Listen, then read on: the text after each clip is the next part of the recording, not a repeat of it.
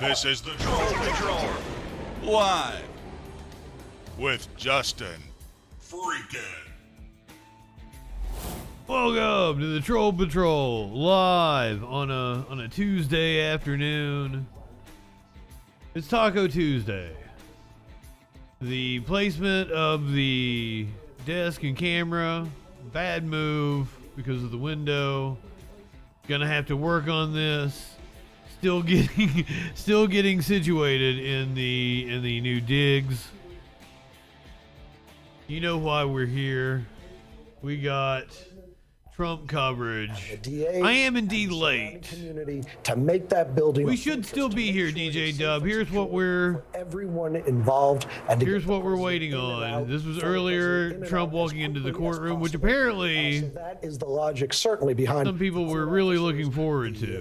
I mean, I'm sorry I missed out on it. Curiouser was here. She's doing me a solid, and she's taking the old internet equipment back. Unsubstantiated, but a ton of threats associated with this case so far. I want to bring in. But the real fun actually begins News legal analyst Carol Lamb here in probably the next hour. This, what we expect to be About an hour and a half from now, possibly. Against the former president. Is there a strategy here that We're going to learn exactly what the charges were. There could be, and I agree completely with Danny that See a mugshot, possibly. This indictment limited to just the hush money payments.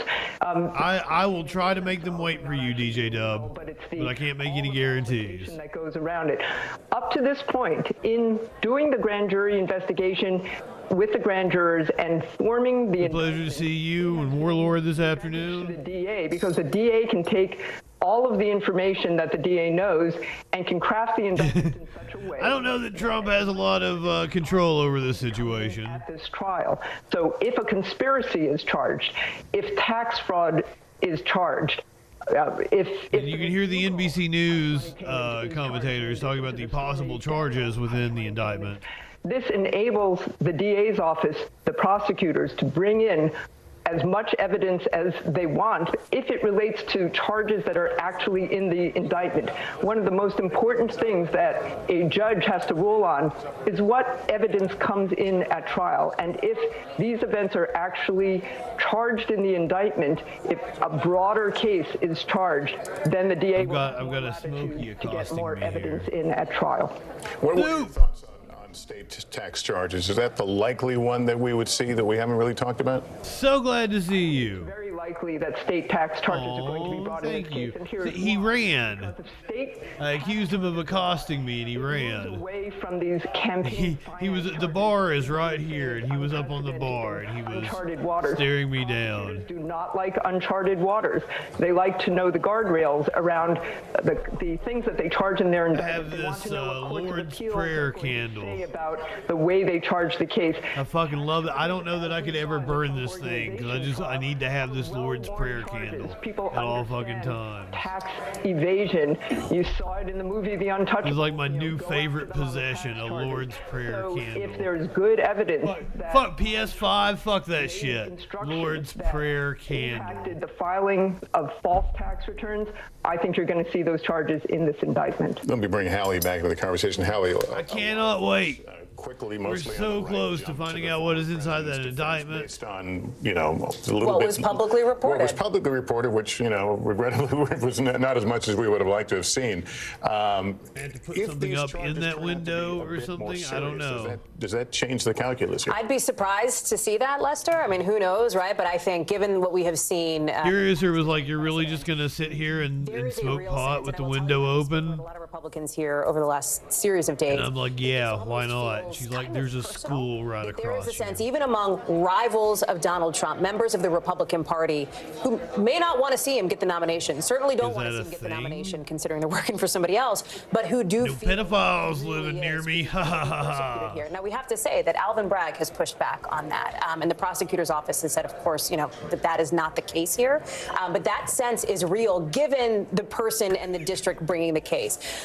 Remember, and I want to just remind people. I did a check so Battle of Possum was here with me over the weekend. We did a check. We walked on the sidewalk out here and looked to see, what you could actually see inside the window. And the truth is, not a fucking thing. There's also a special counsel case as it relates. If you wanted to look inside my window and see anything, you'd have to walk right up to it and put your eyeballs. Classified documents found at Mar-a-Lago. And I think there is a sense that, and you're seeing some of these investigations here on screen, with, by the way, new developments, even just in the last couple of hours on the special counsel case, with a setback for the former president's legal team here, losing an appeal to get certain aides to testify. Hey, buddy, say hey to everybody. The classified documents. Tell 'em happy Indictment Day. Because these are Republicans who are running against him or who plan to run against him, who have made a case about, let's say, national security, the importance of protecting intelligence. I think, point being, other cases may be. Our Father who art in heaven, hallowed be thy name. Unless there is some big bombshell, unless Danny is right and there is this sort of thing that. Of course, my friend would give me this fucking candle. He would know how much this candle would mean to me and excite me. The criticism that they've already very clearly and in some instances repeatedly laid out against Alvin Bragg and this investigation. All right, the cats on the couch behind me is not bad decor. Some thoughts about this too, about these gathering legal storms over the former president. Yeah, I do believe this is the first indictment day of several indictment days. Thread, good evening, or no, good afternoon. The former president does face more indictments in those investigations that Hallie just laid out. You might start to see the conversation shift to that term baggage. Remember what the strategy was of Mr. Trump in 2016 against his rival at the time in the general election, Hillary Clinton. He made the case that she just had too much legal baggage to be president. So I think the question becomes, that seems like forever ago. You're wanting me to. He made a case that she had too much legal baggage? Be made against the former president if, in fact, there are more indictments. So I think that is a data point. God, comment. You could start to see the strategy shift among some of his GOP rivals if, in fact, they start to shift. Whose stream was it? I'm probably banned there, too. Lester, I would look to the debates. That's a real opportunity for some of his rivals to really start. There's some streams you talk and you get banned. To depart from what we are seeing right now, which is this closing of ranks around the former president, this fear almost of breaking with him in this moment. Yeah, right-wingers accuse us of doing that. That's why I want to be the anti-ban stream. Meat cakes. Chuck, give us your thoughts on this day. I sat in this same seat for 2 impeachments. January 6th, waiting for his statements on what was happening in the Capitol. And now we're here covering his indictment and his arrest. We will continue to talk about him going forward as we get closer to the 2024 election. How will he continue to shift the American elected? The fucking election. I don't know if he's going to continue to shift it. I think it's going to be a continued erosion. I'm glad you sort of focused it and reminded folks about how many times we've been in this moment where Trump's in a legal predicament, and it looks as if, and I think too often people assume, okay, this softball Saul, what's going on, my friend? Rather than realizing that, and I'll use a metaphor I've used in the past, when you watch the erosion take place on a riverbed, you don't always see it every day. But the erosion happens. And the fact of the matter is, since Donald Trump showed up in 2016, all he has done is lose support over time in the middle. Yes, these moments have rallied the base to his side, has made it impossible for the Republican Party. Chuck Todd bringing up an excellent point. His poll numbers have went up, but only with Republicans. Continue to sort of lose connection and lose trust with the middle of the electorate. How do we know this? This could end up helping him in the 2020 presidential, the primary, 2022 midterms. We can go on and on. There's also smaller elections in between. The fact of the matter is that each one of these, I think, drives more people away. And no one of these legal indictments is the political end of Trump. It's one of these that over time we're going to wake up one day and the emperor will have no more clothes. Come and go as much as you please, Thread. Is that happy tomorrow? To see your face? No. Is that a year from now? We'll see. Is it 5 years from now? Maybe. But that, I think, and each one of these over time, I mean, watch his Republican rivals. If he gets indicted on either of the other two in either of the other two investigations in Washington and Atlanta. I don't think you're going to see the same rally around Trump that you're seeing now. In fact, I think in some ways, rallying around Trump now is easy because they know this is the one that's easier for them to politically dismiss. The next two will be harder, and I think it'll be harder for them to rally around Trump. I assume he means Georgia, and I assume he means Jack Smith. 5 years from now, is it going to be next year? It's sure not going to be today, because you're seeing, for example, a Republican Senator, Cindy Hyde-Smith, come out and endorse him and his 2024 run, making her the 6th senator now to endorse Donald Trump. In this campaign, more than 30 members of the House have also come out and endorsed Donald Trump already. So to about here, it is certainly not today. TBD on whether it's a time down the road, but this isn't it. Danny, I want to ask you. I mean, none of them are surprising, though. The former president walking in the courthouse earlier, but as I saw that picture, he turns and he waves, looking at the look on his face. You, no doubt, have represented clients. This guy, this is funny they to feel me. Pretty, confident in their position. Oh, yes. Looks like he really need to get into the courthouse and take a shit. When you walk in, now you didn't get the handcuffs. But Is that Glenn Greenwald? Walked in as a suspect. And I suspect that's why Trump's team didn't want cameras in the courtroom. Trump loves cameras, but he can't control the narrative. And there's probably no worse look for somebody than standing at the defense table, even if you're just being arraigned and saying the words "not guilty." It's not a good look. It doesn't help him. That's why he's going to control the narrative, leave the courthouse, go back to home base in Florida, and then he'll make his statements. But, the interesting thing about there are a lot of different defendants. Yeah, look forward to we get Trump statements tonight. Isn't the devastating thing that it would be. I guess I'll be bald by the time that happens. Maybe, maybe not. I don't know. It's water off a duck's back. So I will be bald before the end of this stream. Balder than I already am. Look, criminal courts. No, maybe not this stream. I do reserve the right to go off and come back on. Never believe that they did anything wrong. And the irony is they will tell their lawyers about how this is all a big misunderstanding and I didn't do anything wrong. They'll want to control the way the case. But I promoted it as in the 8 o'clock hour. Doing things the way they want to do it is what got them a case in the first place. All right, we're looking at this picture now. This is Jonathan, 15th floor? Yeah, 15th floor. So we just saw a moment ago, excuse me, Lester, sure. The members of the prosecution executive team come through the blacked out doors there from the elevator and go into part 59, which we believe is the courtroom that's going to be handling this. And we are awaiting the arrival, we believe, of the former president, who will come up those back elevators, come through those doors and those few short steps into the courtroom for the hearing. Again, it's scheduled to start at 2:15 today, but again, it's unclear if it will start on time. It's unclear if and when the defense is going to be provided a copy of that indictment. Joe Tacopina, again, earlier said he may want some extra time with the defense team and with Mr. Trump to review those documents. So court officials have informed us. I mean, like, I'm going to shave the beard. I've just been lazy. If they want a little extra time to go over the document and to go back to my usual Fu Manchu. How they're going to handle this hearing, this 2:15 start, if it starts on time, could be delayed if that request is made. And will part of this process be scheduling a new date? I don't know. Maybe I'll shave the beard down. Maybe I'll do the bearded Fu Manchu. I do that. Danny might know better than me. Real, say this is months away. You're looking at a May. Close on the beard. At best.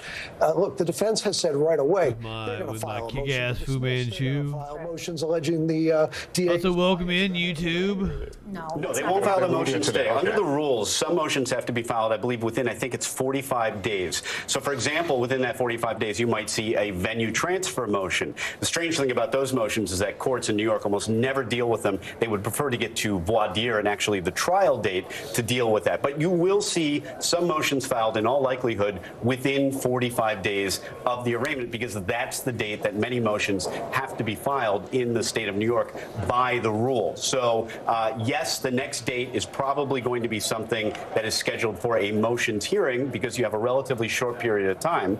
Once you notice that motion, notify the court and your adversaries that you're making a motion. The court will usually... Everyone overlook Warlord. He might actually be for Trump 2024, but it's for purposes of, themselves, which the court may move around depending on scheduling. So, freaking chaos. The court will accommodate... Sowing discord. Unknown litigants.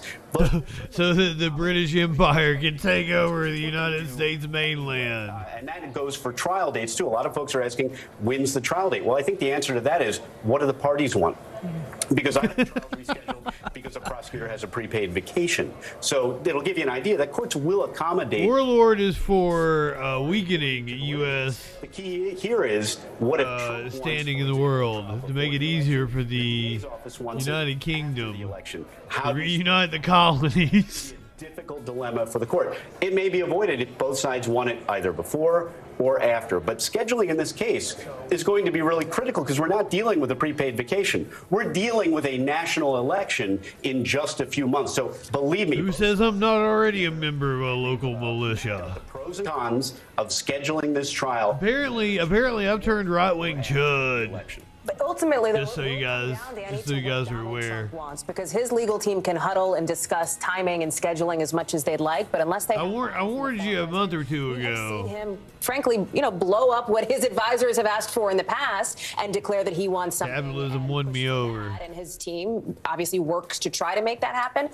So I think it's going to be fascinating to see how the timing piece of it takes out, because you're right. We're talking about, listen, they're probably not going to shift it for a campaign rally. This dude's a Nazi. Plenty over the course of the next year. I've seen that haircut before. Gearing up to be in the he said something funny to that lady there. We're gearing up to be in this presidential. He's still smiling over it. Watching, he's slick. Come in that back door leading, I guess, to the courtroom. I think what you saw a short time ago, the court officers sort of have parted ways and made a clear shot for the camera. They are awaiting, we believe, the arrival of President Trump. We are told from a senior official on the floor there that this court hearing, as of I don't know why I yelled it at you. Right on time. What use did it serve for me to yell your name at you? Within the next few minutes, we would expect to see Mr. Trump come through those doors.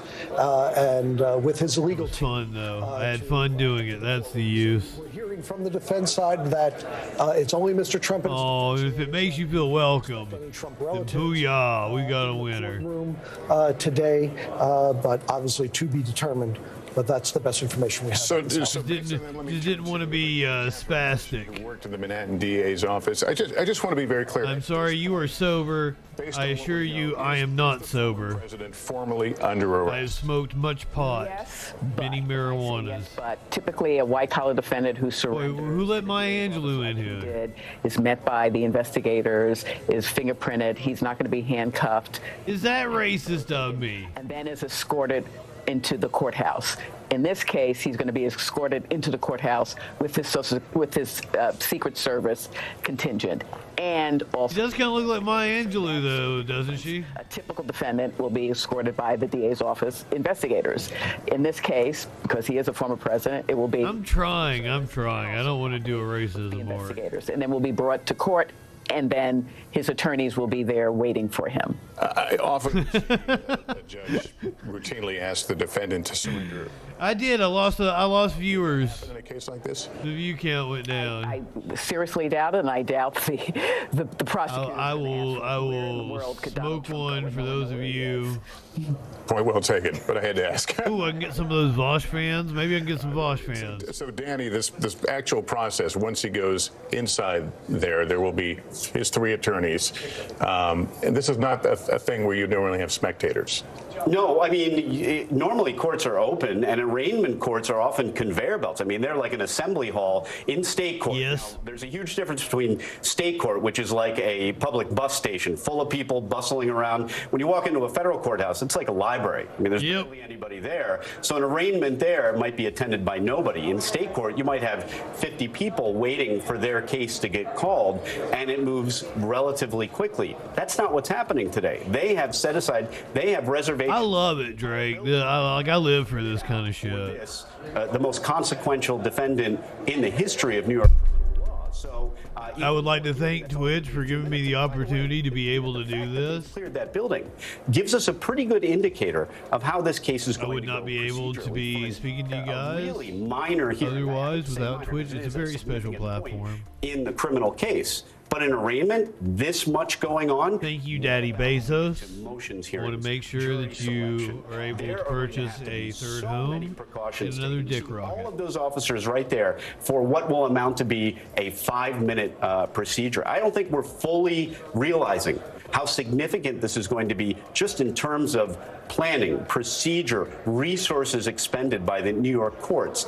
You know, I think it was Jonathan or somebody that mentioned earlier that, look, this judge has other cases on his docket.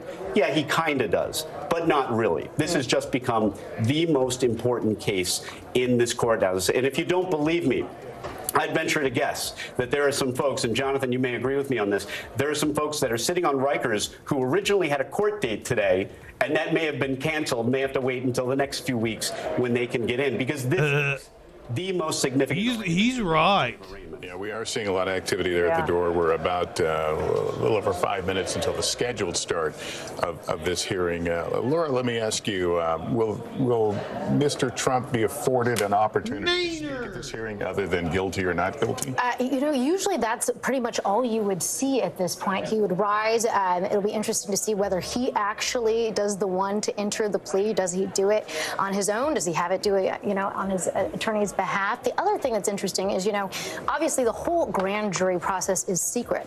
Within 15 days, the state is required to turn over a whole bunch of material to the defense team that they have never seen before. The grand jury minutes, law enforcement's notes of all the witnesses that came. It is a very comfortable couch. Didn't appear before the grand jury. For instance, Stormy Daniels, if she just met with prosecutors, I lucked out with this couch. with law enforcement personnel, they'll be able to now see. Smokey will tell you how comfortable that couch all is. the information that was subpoenaed. We're getting some more. There's Alvin Bragg entering the courtroom there, the district attorney. There we have the prosecutor entering the courtroom. Bragg will lead the prosecution here in this case? I don't think so. I would be surprised if. I was taking a Tuesday afternoon nap on it before Curiouser got here. Who's been sort of the lead prosecutor on this, or Chris Conway, or one of the other prosecutors, and probably not Bragg himself, but he wants to be there to support his team, to show obviously, you know, his support for all their work. He'll be there to speak afterwards too. We will hear from him later on this afternoon, and we will also hear from Donald Trump in a frankly, on a much friendlier turf. We've been showing some of those aerial shots of just the sheer number of people now who are outside that courtroom. Donald Trump is going to go back to Mar-a-Lago. He's going to basically, I believe, get on the plane fairly. What's everybody looking forward to? To get down for that prime. You're looking forward to? I mean, like, all this is exciting for me. But what are you most looking forward to? Trump's speech tonight? Sort of rally to his side in this moment. The release of the indictment. Warlord says the Civil War, living up to a screen name. Every defense attorney has had clients. Oh, yes. There is the haircut. I keep forgetting about that. This is a very common feature. I apparently will not have hair by the end of the evening. They're like this too. I just went over that, Warlord. I promoted it as during the 8 o'clock hour. It's all a big misunderstanding. But I don't know what time Trump is speaking. So if Trump is speaking at 8 o'clock, perhaps we do it right after the speech. To them is that this is not the way to do it. Not on a podium, and often not even on the stand testifying in your defense, because the reality is that is usually not a good proposition for a defendant. But yeah, you try to I'll say anything, not to talk to anyone, and I'll do what they usually do in wrestling, right? Like I'm going to take whacks at the hair. on the phone at the prison. Get all the. I'm going to cut the big hair with the scissors. And they hang themselves, figuratively, of course. I'll take the clippers. I'll give it a good one over. Often to a defendant's case than the defendant's own words. That's what you will get on stream. The hair will be gone. Of course, he's talked about a We do it right here. I got a hardwood floor. Just sweep up the hair afterwards. This case, even as sweep anyway. To the court. I got a broom and a dustpan. You were at Mania Meatcakes? Courtroom, if it would be unusual, out of place. I laughed my ass off when knowing Jane McMahon blew his fucking quad. You know, gets a place in the sun, if you will. I do think though that I don't know that I've ever laughed, and like my buddy was like in shock. Came up to New York and surrendered himself. I remember, and I was just like, I giggled my ass off. Frankly, when this, I guess it was a few days ago, when this indictment, news of this first leaked. I can't wait to find out exactly like how much. Out there, they've been doing the. Like it seemed like Snoop was supposed to do a people's elbow to the Miz. I think that was planned anyway, and there was just like they were able to tell Snoop to go to a spot, but like if that was totally improv, Good on Snoop for saving the segment. $7 to $8 million plus in just the 5 days. He is a consummate professional. They are fundraising off of this. They are selling indictment swag, T-shirts with the date. Of course, Trump is selling indictment swag in a big way, in the hopes that it will rev up their base. All right, we're looking at that live picture of the 15th floor of the courthouse, where any moment now, former Meat Cakes. I don't know if you were here last night for the those blacked out the meme of the day. Of the door there, he will enter. Who's mad? Or not guilty. There will be reporters in the room, but as we've noted, who's be mad out will there? Not be allowed to carry any electronics, computers, or phones. This is a sneak peek. This is going to be tonight's meme of the day. Just got from on the floor there. The court hearing is a bit behind schedule, so it could be a few minutes. It could be 10 minutes before the former president comes up and appears. So this 2:15 start time. I love some wrestling and politics crossover. 15 minutes before we see the former president, we had seen the district attorney. We've seen the executive. Wisconsin election is today. We're going to cover that tonight. Already go in and file in, but now we await the arrival of former President Trump. It's also a fucking election day in Wisconsin and in Chicago. To the courtroom there, surrounded by the Secret Service, and whether that's in 2 minutes, 10 minutes, we are on hold waiting for that moment, because obviously the hearing won't begin until we see the former president go. I don't know how I feel about it. Like, in terms of the extraordinary security that's going on here, with you see the court officers lining the halls, everything has been cleared out. Who does take Roman down? If not Cody, that's the question. 1 to 2 seats in every row, so that there's no one in reachable range of the former president as he walks through the courtroom to get to his defense table. This on top of the we're seeing the security outside the courtroom. Level security inside the courtroom. It could have Lex Lugered him. A former prosecutor at that's all I can think about. Gibbons Fedden. You don't pull the trigger on it when it's the time. High-profile defendant. Become a Lex Luger. In the Cosby case. Yeah, for the prosecutor, it's really no different than prosecuting any other crime. You follow the evidence and you follow the law. This time next year. But with regard to all the media, it can be Cody could just be another guy on the roster. Might as well go back to being Stardust. Crazy. But the important thing is that while there's a lot of chaos going on outside of the courtroom, inside of the courtroom, it is really in mid-card matches. Arraignment. Feuding over the Intercontinental title. That's Danny kind of mentioned this earlier. Cody's destined for now. There's going to be a lot of motions that you wouldn't normally see. I did not, but I know what happened. Unfortunately, I tried to stay oblivious, but it was impossible. Venue. That was something that we saw in the Cosby trial as well. Statute of limitations, due process violations with the. So, in case you missed it while I was rambling, and I apologize for that. The court proceedings are running behind. We are 2 minutes past the scheduled proceeding time. One of the things apparently to keep in mind is that even though there's a lot of chaos everything is running late outside, it's going to be very routine in the courtroom. Well, let me ask you this. I mean, juries are obviously told not to read or follow news accounts. Ms. McMahon and his mustache. But do prosecutors follow what's written and what's being said about their case and adjust accordingly?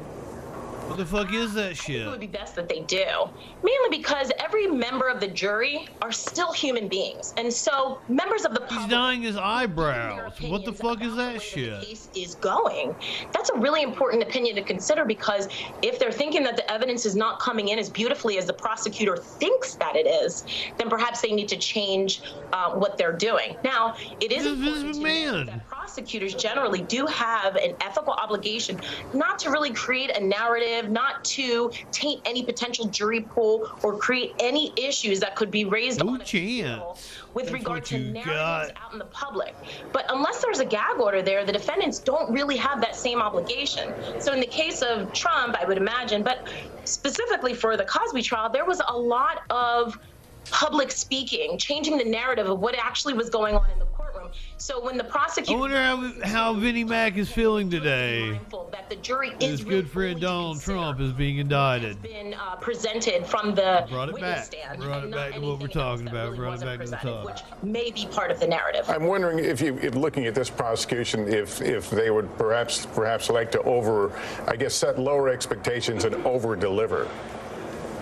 I always think that's really important. Definitely set low expectations, over deliver. And that is really the theme with anything, mainly because what you want to do is you want to follow the evidence and you want to follow the law. And by just mainly kind of stating what the case is all about and sticking with that, taking out any cloudiness, any red herrings, then you really do end up over delivering just by nature. All right, Kristen, we're glad you're with us. Thank you. Cloudiness, any storminess. Kristen Welker, who's outside the courthouse.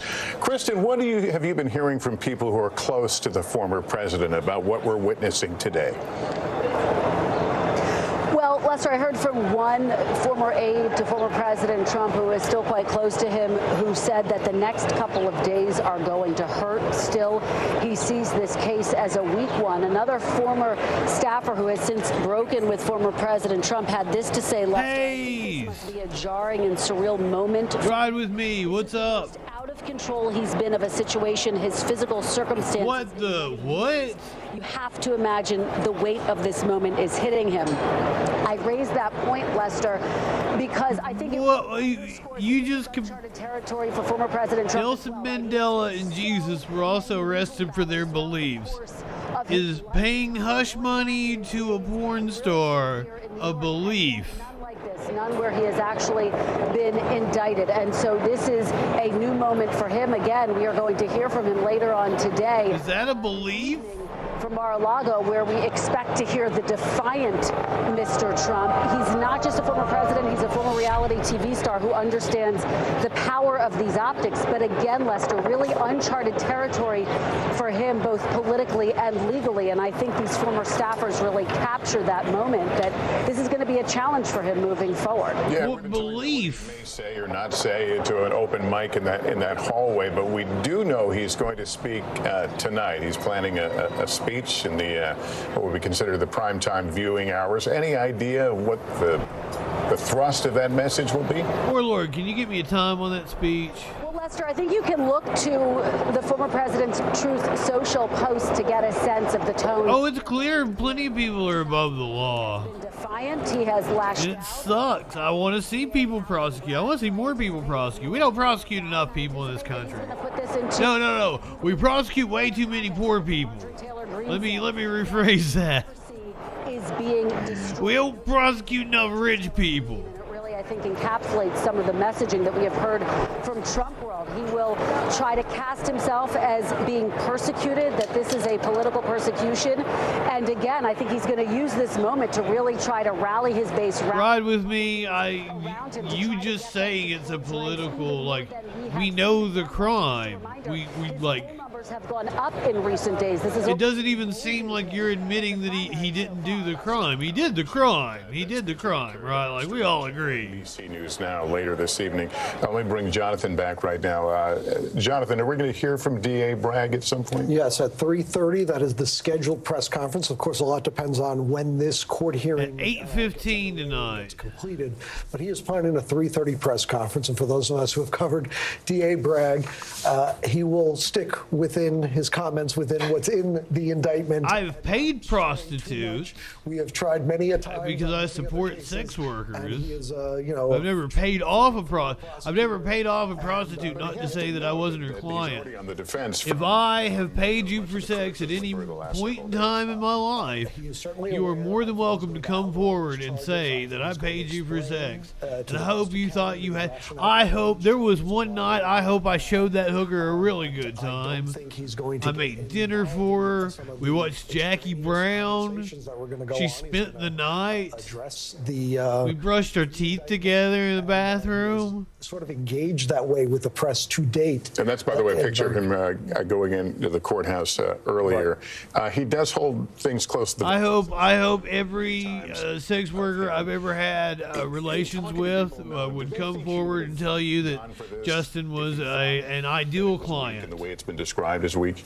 Look, he originally, remember all the controversy? He backed off when the line prosecutors, Mark Pomerantz and that team, felt they had a case and they were ready to move forward. Let's go. And he said, time out. Let's take a look at this. And, resulted in a lot of combat inside that office and some resignations. Exactly, Warlord. The giving of the money to Stormy is not the crime. Hush many not the original money. The Southern District of New York passed on, and important to note that was passed on after Joe Biden was elected, after Bill Barr was out of office. And good morning. With that team of prosecutors who were, a no-nonsense group by reputation, and from what I know about them, they chose not to go after this case in a... Good evening to Warlord. Good afternoon to any of you fuckers on the East Coast. Alvin Bragg has now, remember, he met with Michael Cohen. The couch. I had the couch last night. You just couldn't see it because of the lighting. The publisher of the... I like the couch. A host of witnesses and I'm very happy with the couch. So there's a lot they know that we don't, and so we hope to hear a heck of a lot more. We're getting there. We're getting everything in place. We see that document to sort of outline exactly the rationale and the charges that he brought forward here. But he is a cautious... I have already several times. And, okay, so we go to the weed store before WrestleMania. My buddy gets a indica blend. Extraneous, if you will. I mean, the very real... He gets on to me because, that he has received, and this ties into... Halfway through WrestleMania, he's like, oh, let's try this out. I'm like, no, man, let's keep smoking my sativa until you're ready for me to, conk out. As somebody who he says hates Donald Trump. Will he go after the judge? No, he wants to smoke the indica. For him, and there's a question on how much or if. I made it through WrestleMania, but not long after. In the next couple of minutes. Yeah, just a reminder what he said earlier in that Truth Social post, talking about his desire to go to a different venue, to Staten Island as opposed to Manhattan, very unfair venue. But he talks about the highly partisan judge and his family. Okay, so you can. Trump haters. Lester is talking about it right here. This is the Truth Social post. I'll pull it up for you guys. As the indictment. But what if he's warned by the judge? Knock it off. Very unfair venue with some areas that voted 1% Republican. This case should be moved to nearby Staten Island. Really, very well. Would be a very fair and secure location for the trial. Additionally, the highly partisan judge and his family are well-known Trump haters. Now, this was 4 hours ago. More inclined to actually issue an order about it. Everyone is saying, obviously, there are free speech concerns. There's the fact that he's running for public office. If he deliberately ignores an admonishment from a judge to not talk about this case, because usually it's the defendant who wants to preserve the right to a fair trial. Usually it's the defendant who's asking for prosecutors not to talk, asking for the gag order. If he deliberately ignores what the judge says. He had just asked for no cameras in the courtroom. Donald Trump's own attorneys do not agree with his assessment of this judge. We've seen them try to clean that up and walk that back. Although there's been a lot of debate in the legal community here in New York among the experts and those who've appeared before this judge, will he or won't he? His former spokesman, the former spokesman for the court administration. Will he fuck the judge or will he not fuck the judge? Is of the view this judge is not going to, quote, take the bait. David Bookstaver in an interview yesterday said, I know this judge, I can't imagine he's going to get involved in what Donald Trump is saying out there and on social media. Let him say what's going on out there. I'm going to handle what goes on in this courtroom here and be all business here and not get involved in that. There are other legal experts who say there is no way a judge will sit and tolerate this type of language being bandied about his court and or the prosecutor for that matter. And it'll be interesting to see if it's the judge, if it's the DA who bring this up at all, or if it just goes unaddressed today. Let me bring into the conversation Chuck Todd regarding the DA, regarding the kind of the history. It's a couch you sink into. Cy Vance. Some people don't like couches like that. They want a more firm couch. Address this topic, and I like a sink-in couch. He said he was issuing a warning to Trump's lawyers, saying they should put a warning to their client of not committing a criminal offense here in his criticism of the judge or the DA. Let him commit a criminal offense. Who cares? Get added. He described it as an obstruction of governmental administration, which is essentially interfering with or threatening with you. You throw that on top. I love singing into cushions. you could take. Love sinking down into a bed. It's not the strongest case. When you add a count like that, put it in front of a jury, it can change the jury's mind about the severity of the case that they're looking. We'll do a nap stream sometime. Making is that Trump's own lawyers ought to be warning Trump. The more you do this, how you been commenting if you're just now freaking following? Maybe my graphics are fucked up. You with a jury at the end of the day if you actually care about your guilt. Yeah, you mentioned lawyers. I mean, I could totally take a nap while we're waiting on the former president. Proceedings. Oh. President Trump. Here we go. President Trump. Oh, that was just Is now proceeding to the courtroom. Former the legend Trump with a stone face, acknowledging with a glance, a question shouted at him. We didn't hear the question, but then proceeding inside the courtroom without engaging. And so now that you mentioned it, like a sleep stream would be cool. A bit of an explainer as what the delay was. Remember, this was set for 2:15. Yep. We are hearing from one source inside the courthouse that the prosecutors did give the defense an advance copy before today's hearing so that they could review the charges in advance of the hearing, so the hearing didn't start, and then they asked for a delay and then go into the back to have their meeting. So from one source, that means it should be unsealed. So that means it will be unsealed as soon as the judge takes the bench. It is customary in many cases that the DA's office will provide courtesy copies when defense lawyers or the defendant arrives. We could be minutes away from finding out the actual charges. But again, that's just one source saying that is their understanding of what this 15-minute or so delay from the 2:15 start time was. All right. Catherine Christian is still with us. She worked in the Manhattan District Attorney's Office. You have been through this many times. Give us an idea of what will happen typically right now, how long this moment will take. Well, it shouldn't, and if it is true what Jonathan said, that the defense were given a copy of the indictment, that should make it a shorter proceeding, because they will have the opportunity, or they had the opportunity. No, he's charged with paying off a porn star with hush money in the well of the courtroom. So what you just saw Mr. Trump go in, that's typically how. We don't know what the actual charges are. That's what we're going to find out here in. They would just come in through the front. Just a few minutes. Surrounded by Secret Service. This is related to the Stormy Daniels hush money payments. One side of the courtroom, they call it in the well, at a table. I don't know if all. It is Taco Tuesday. Be seated with him, but they might. And on the other side, directly on the opposite side of him, will be the prosecutors on the case. Probably not every one of them. The first row in all courtrooms are reserved for the attorneys. So on the one side will be the defense attorneys or people who are part of their firm will be behind Mr. Trump and his attorneys. And on the other side will be, if the district attorney Bragg is not going to be personally, doing the arraignment, he'll be seated right behind the assistant district attorneys who are assigned to the case. And the judge will be there, the chief, they call it the bridge officer, who is the court officer, the court clerk, the court stenographer. So the well will not be congested with a lot of people. The audience will be seated behind those at first. I was getting ready to say I don't understand your kids' lingo. For future court dates, will the former president be required to appear in person?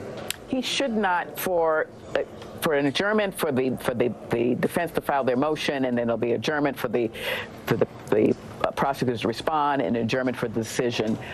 It's not necessary for him to be there to hear the decision of the court, and that's not getting special treatment.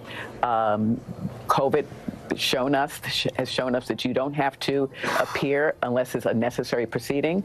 But anything like a hearing, he will have to. Taco penis sounds good. Like those are two appealing things, but like I don't know what a taco penis would entail. Like the president might put out there on social media. Is that something the DA's office would typically, in a case like this? Oh, Trump's lawyer. Okay. What's being said and whether action is necessary. Absolutely. Because there are charges. There's inciting a riot, which arguably, he hasn't done. I'm with you now, Scott Cohen. I'm sorry. That his rhetoric, if he continues to put it up out there on those posts. I might have thought the same fucking thing when I read that name earlier this week. Making threats or against last someone, week or whatever. Whether it's the judge or the prosecutors. They're going to be following everything that he said. How did that turn out? Statements that will be used, guaranteed, against him during the trial. So if you're the attorney... I just saw AI pictures of babies skydiving, and I was infinitely amused by it. But they will... It was very good. They did a very good job. The defense is following every word that Michael Cohen says when he goes on his press tour that he's been doing. So where we are, if you're just joining us, former President Donald Trump it might be with Michael Cohen coined that on his podcast. Formally arrested and now in the process of arraignment. Look at that look. Courtroom just a few minutes ago with his eyes. As it's been explained to us, a rather straightforward and not lengthy process as he goes through the official processes of becoming a defendant, and it becomes the state of New York versus Donald Trump. As I've said, the process itself should not take long, and his plan, as we understand it, is to go back to LaGuardia Airport and make his way to Mar-a-Lago, where he will. He is going to give us a speech tonight. In remarks that he had previously scheduled and had advertised. But again, we saw him a few minutes ago going into the court, very stern, stone face, as I would describe it. A question was put to him. He gave a acknowledgement of a glance, and then looked forward and exited into the courthouse itself. Allie, you want to talk about this moment in history? Well, it is a moment in history, yeah. You know, it's a couple of things strike me here. First, it is that the universe of people who now know specifically the charges against Donald Trump has just expanded, based on the reporting from Jonathan Dienst here, that his defense team now knows what's going to be all of us here in just a second. If it is, as Laura has talked about, a felony with the underlying charges. I know, a second might be. I might be hyperbolic on that. Probably 30 minutes, 45 minutes. They are now aware, which means Donald Trump is now aware. And I think that is important context for the moment that we have just shown and that we have just played here. I think it is going to be... That was the first time you saw his face after he was aware of the charges he was facing. Just a minute ago, which makes me think we will likely see some of those first images from inside the courtroom of a former president being arraigned for crimes and on these charges, whether you think they're serious or not, whether they are going to be politically challenging for him or not, or perhaps politically helpful. It is still a significant moment, even given all the history that we have seen of this former president before and during his time in the White House, Lester. Chuck Tucker. Very history making. He is indeed a legend. As I noted, we all sat here. Legendary presidency. Involving Donald Trump, and to watch him number of firsts his way into that courthouse with the look on his face, the seriousness, obviously, of the moment impressed upon him. What were your thoughts? Well, look, I mean, we say the phrase all the time, nobody's above the law, not even our presidents. And yet we had never seen this happen. Other democracies have put their presidents on trial. Other democracies have put former presidents in jail, including Israel, including France. But there is something fitting that the first time that this former president faces a criminal charge, it's in his hometown, and it's in New York City. And in many ways, if you follow Donald Trump for most of his adult life, his whole goal was to become something in New York, to be the man in New York City, and he was able in many ways to become famous and to become infamous, but he never got the respect he always demanded. He ran for president hoping that would break through, that the elites of New York, the elites of Manhattan would embrace him, the elites of Washington would embrace him. That's never going to happen, so of course he's taken this other direction. I mean, he's not imprisoned, hockey dude. In this different place, but he's going to walk back out of the courtroom today. The former president's been arraigned. He's been arrested. The country is still standing. I think it is a reminder of the strength of our institutions. We sit here and talk about how weak they are or how unpopular they are right now. I do think that this is a day that we ought to remind ourselves that whatever you think of these institutions, they're working as intended. He's going to get as fair of a trial as is possible under these circumstances, and the chips are going to fall where they may. Danny, how do you feel about the health of the rule of law as it's perceived, and faith in the rule of law, and whether this kind of thing, does erode some of that? Law for lawyers is our faith in some sense. I mean, it governs not just our profession, but we're governed by rules of ethics. And so I think every lawyer, as much as we criticize the system, and I have plenty of complaints about courthouses and the fact that they're not very tech savvy, and I can make all kinds of complaints about the fact that, why don't we have this indictment right away? Well, I've been in a lot of courthouses. Jonathan has too. Laura has too. They're not the Apple Store. They're probably don't even have many scanners on each floor. So I have plenty of complaints about how the system works, but I do believe in it. I believe it's the only thing that we have, the thing that separates us. I don't think I want a courthouse to be like an Apple Store. Other places that don't treat the accused as well as the United States does. And in fact, that often is, me included, part of my closing argument at a trial, that we do live That's a pretty historic time. And we empower 12 peers, sometimes more, sometimes less, 12 peers, regular folks in society, to come in and stand in judgment of another person, another citizen. I'm told we had the first photo from inside the courtroom, and keep in mind this would be prior to the actual beginning of the arraignment.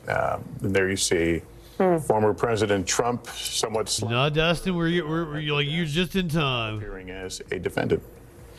This is our first picture from inside the courtroom. He's still in the courtroom. Including somebody who was just brought on within the last 24 hours, somebody who knows this district, Manhattan, well, somebody who understands what it's like to be the charges and what it's like to defend a high-profile defendant of Paul Manafort. Yeah, obviously. In more ways than one. Chairman, he represented for a time in front of a New York jury, and obviously those cases were dismissed. But he's a former federal prosecutor. He's the one right there on the left-hand side who's just joined the team. Todd Blanche represented Paul Manafort on falsifying of business records charges, which is one of the issues we and what his spray tan looks like as well. And so as we look at this picture, we may get more. I think 5 photographers were allowed in the courtroom. So it was for the preliminary part of this hearing. He's seated. Let him judge this dick. Take their shots, and with the extraordinary photo. And then they were told to leave. And as soon as they left, the hearing was going to begin. And the guidance we got was the hearing was going to go about 15 minutes or so. And then Donald Trump will be walking out of court and go down the elevator. And about the top of the hour, we'll learn what the charges are against Trump. Phones, no laptops. There's no communication allowed, or you'll be held in contempt by the judge if you're caught attempting to use any electronic device to communicate what's happening inside that courtroom. So the before the hearing ends. So the video camera is that sole shot we had in the hallway. That's the only one that's allowed in this inside process. The building, you're allowed on the 15th floor. The judge did allow for cameras to be in the hallway, the public hallway, but he will not allow a television camera into that courtroom at all, and still cameras just at the very beginning of what was going to be that hearing. I can imagine people will see what they want to see, perhaps in this photo and body language, but it makes the statement more powerful than anything we've seen up to this point. Well, he's not going to see jail now. This is a president who's now reaching a new level as a result of this. He could eventually see jail time as a result of these this. charges, which apparently we believe his legal team is now knows, now that this hearing is underway, but the rest I feel like to see exactly what these this counts is strictly conjecture on my part of the DA. That the charges were more serious than he was expecting. A different photo here of the former president now from Jacqueline. Welcome. Again, prior to these proceedings beginning, you talk about accountability, Lester, and for Democrats, and we've seen reaction from many of them today as well. We've talked a lot about the Republican Party because of Donald Trump's grip on that party, because of the dynamics politically as it relates to the people who want to run against him, who believe that it is Donald Trump's time to step aside and let a new generation of leadership come up in the GOP. But we've heard from Democrats who I think will say that I am not high enough for this another shit. photo here that this accountability is overdue in some ways. Of course, on the other side of the aisle, you have this continued drumbeat of the idea of political persecution. I mean, we're seeing that even from the National Committee coming out today and decrying what is unfolding as we speak inside this courtroom. Jonathan mentioned roughly. Yeah, this is just the tip. It should be wrapping then by that timeline in the next 2 to 3 minutes here. They walked in right around 2:28, but here we see another image from inside of the former president of the United States. Just sticking the tip in today. In downtown Manhattan, facing now these charges, anarchy, which we should hopefully know here what the specifics of them are in the next couple of minutes. Kristen Welker, you're looking at these photos along. That's what I'm saying. By the top of the hour, we're going to know what charges he's actually facing. What's your thoughts? Well, Lester, you can see the weight of this moment, I think, in Mr. Trump's face. And as I was saying earlier, one of his advisors said that from the view inside, fucking love Chinese food, these next few days are going to hurt. Well, you can see that playing out. I think that this is a heavy moment. It strikes me that we are standing here next to hundreds of protesters, Lester, but from the moment that the former president walked in to face this indictment, I have to tell you, it's been quite quiet. I've wondered, Law Dog, if there are cases we do not know about. And I think that reflects really the mood of the country right now. This is a somber moment as we watch the first former U.S. president face an indictment, face criminal charges. Now, Hallie talked about Democrats who are weighing in. The one person who's not weighing in right now is President Biden. And Press Secretary Karine Jean-Pierre was just asked about that. Why would he weigh in? Yeah, I wouldn't call this a somber day. I mean, like, I guess, like, oh, this is breaking the norms. We don't indict a president. Blah, blah, blah, blah. People died on that day. And then in talking about this moment, she said, we know that Americans still very much care about this when it comes to a criminal investigation like this that is ongoing. We are just not going to comment. But Lester, the question becomes, does President Biden need at some point to weigh in on this, if only to defend the legal proceedings here as they are being attacked by the former president? Psychopath.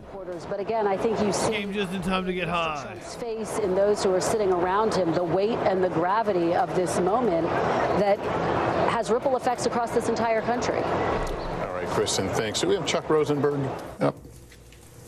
I wanted to bring Chuck, if I can bring you into the conversation as we await the ending of this arraignment and the first bit of information about the indictment itself. We're going to get the indictments, the rundown of what they as contain. a prosecutor, you must go into a case. I can only imagine within the next like 15, 20 minutes. Sure in your case. There's been a lot said about this indictment and what we don't know and what it might be and whether it's. I will warn you that it's kind of sloppy when it's hard for you to imagine a prosecutor. News organizations are processing. They're going to get a paper document. A case that appears weak from the get-go. So you're going to see reporters like sure of anything. Try to break down what is in this document live on air. The standard that you need to prevail in court as a prosecutor is proof beyond a reasonable doubt. It's the highest standard in the law. The standard you need to obtain an indictment is probable cause, one of the lowest standards in the law. And so that gulf between those two things, between probable cause to indict and proof beyond a reasonable doubt to convict, that's where prosecutors make their money. And they don't make a lot, by the way.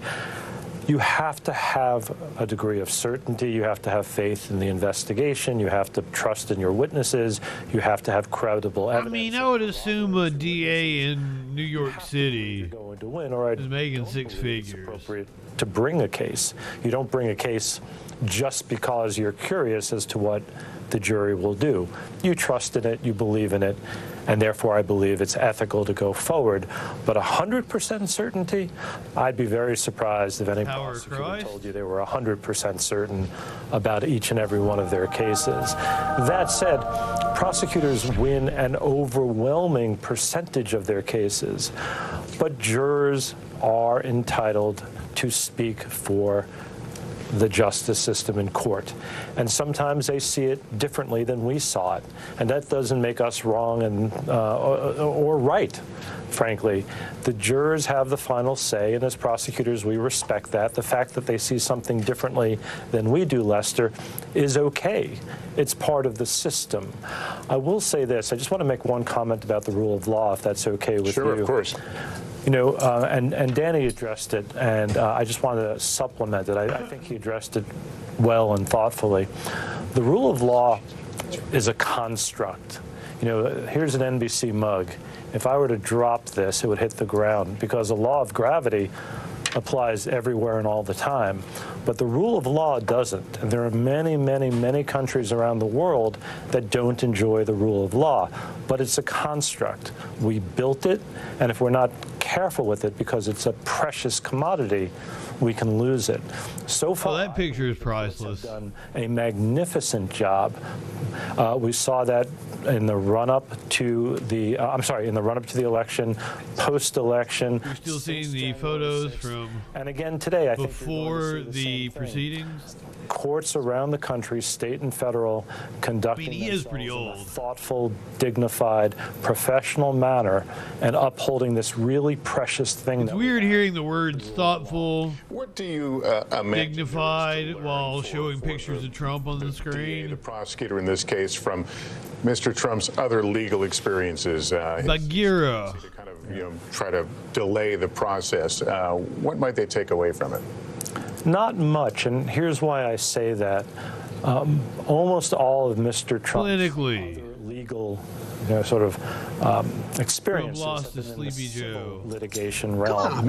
And there, unfortunately, a well-heeled defendant can wear down, or a well-heeled plaintiff, I should say, either way, can wear down the criminal cases are different things, right? They have their own life cycle, and you can't continuously delay, particularly if you have a good judge presiding, as we apparently have with Judge Merchan. So I'm not sure that the prosecutors ought to look at Mr. Trump's history in the civil litigation much from it, one way or the other, because living in a criminal case is very DJ Dub. This is the Go right to Kristen Welker outside the court. Oh, you talked about it during the meeting. This is the these are the first pictures of Trump from the courtroom. This note that we just got from Adam Reese, who is inside the courthouse. Let me read it to you. Former President Trump pleads not guilty to 34 counts of falsifying business records related to hush money payments in the 2016. Former President Donald Trump pleaded not guilty in a Manhattan courtroom, again, to 34 counts of falsifying business records and conspiracy for his alleged role in hush money payments to 2 women toward the end of his 2016 presidential campaign. The indictment, there's also the McDougal payments, was unsealed in a brief proceeding before Judge Merchan. So again, Lester, Mr. Trump pleading not guilty to 34 counts of falsifying business records. Obviously, Laura and Danny will have the ins and outs of what this means. But again, this is significant, this is historic, and it is unprecedented. And we now know that Mr. Trump has seen the charges against him, and he has pleaded not guilty, Lester. Danny, first thoughts.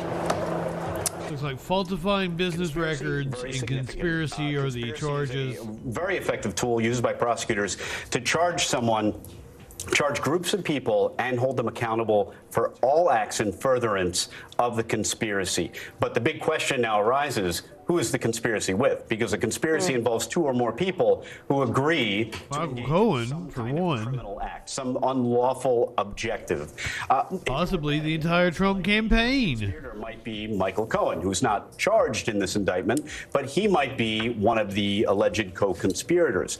We don't know yet, but it could also be a signal that maybe the DA... Wait a minute, wasn't the Michael Cohen... that predicate to boost this case from misdemeanor land up to a felony. Trump was the unindicted co-conspirator in the Michael Cohen case, wasn't he? It's a default misdemeanor. However, if the falsification is used in furtherance of or to commit another crime, it is bumped up to a felony. Not a super high-level felony, but a nonviolent, I believe it's Class D felony. Think falsifying business records and conspiracy. No mandatory minimum. So if that is the predicate felony, if it involves conspiracy or something that involves state law, then there's going to be no way to throw out that at the outset and claim that, hey, this is a federal election law and therefore New York cannot enforce it. Alvin Bragg may have decided, hey, we don't want to try and implicate federal law because that's going to be a motion from the defense.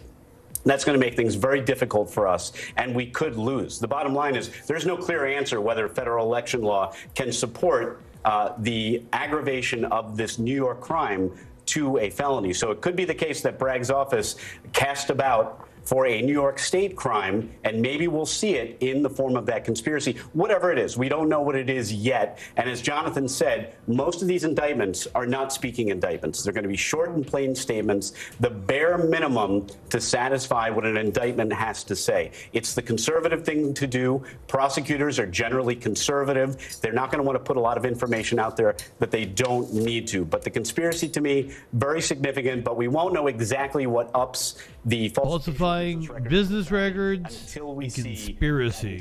We need a little more information. It looks like we've got it's like we don't actually have the official so-called overt statement just yet. This is from a reporter inside the courtroom relaying it to a reporter outside the courtroom.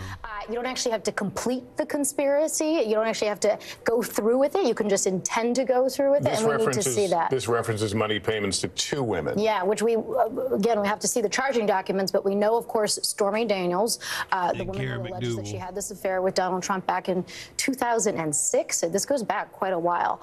And then, obviously, Karen McDougal is the other one that's been publicly reported. We'll have to see the charging documents, but those are the two. It is possible. It is another not yet known woman. Paid the money to Stormy Daniels, the $100. But I would assume it's Karen McDougal. The money that goes to Karen McDougal is actually structured a little bit differently. That doesn't come from Michael Cohen. That actually comes from the National Enquirer, which engaged in this practice of so-called catch and kill, where they would take negative stories and bury them so that they couldn't see the light of day. They own them, but they don't get out. Exactly. And so they're actually the ones who paid the money to Karen McDougal. And then they enter into an agreement, actually, with federal prosecutors some time ago, where they agreed to sort of bear all, if you will, about what all happened. And as a part of this is the David Pecker shit. You see a reference to an agreement that gets made between Michael Cohen and an unnamed person as part of the campaign, which of course we believe to be Donald Trump. But I believe these papers will probably spell it out more explicitly than we've seen before. I was going to say, so walk me through. I mean, does this mean that they have gotten past this idea of an untested legal theory and they're more in,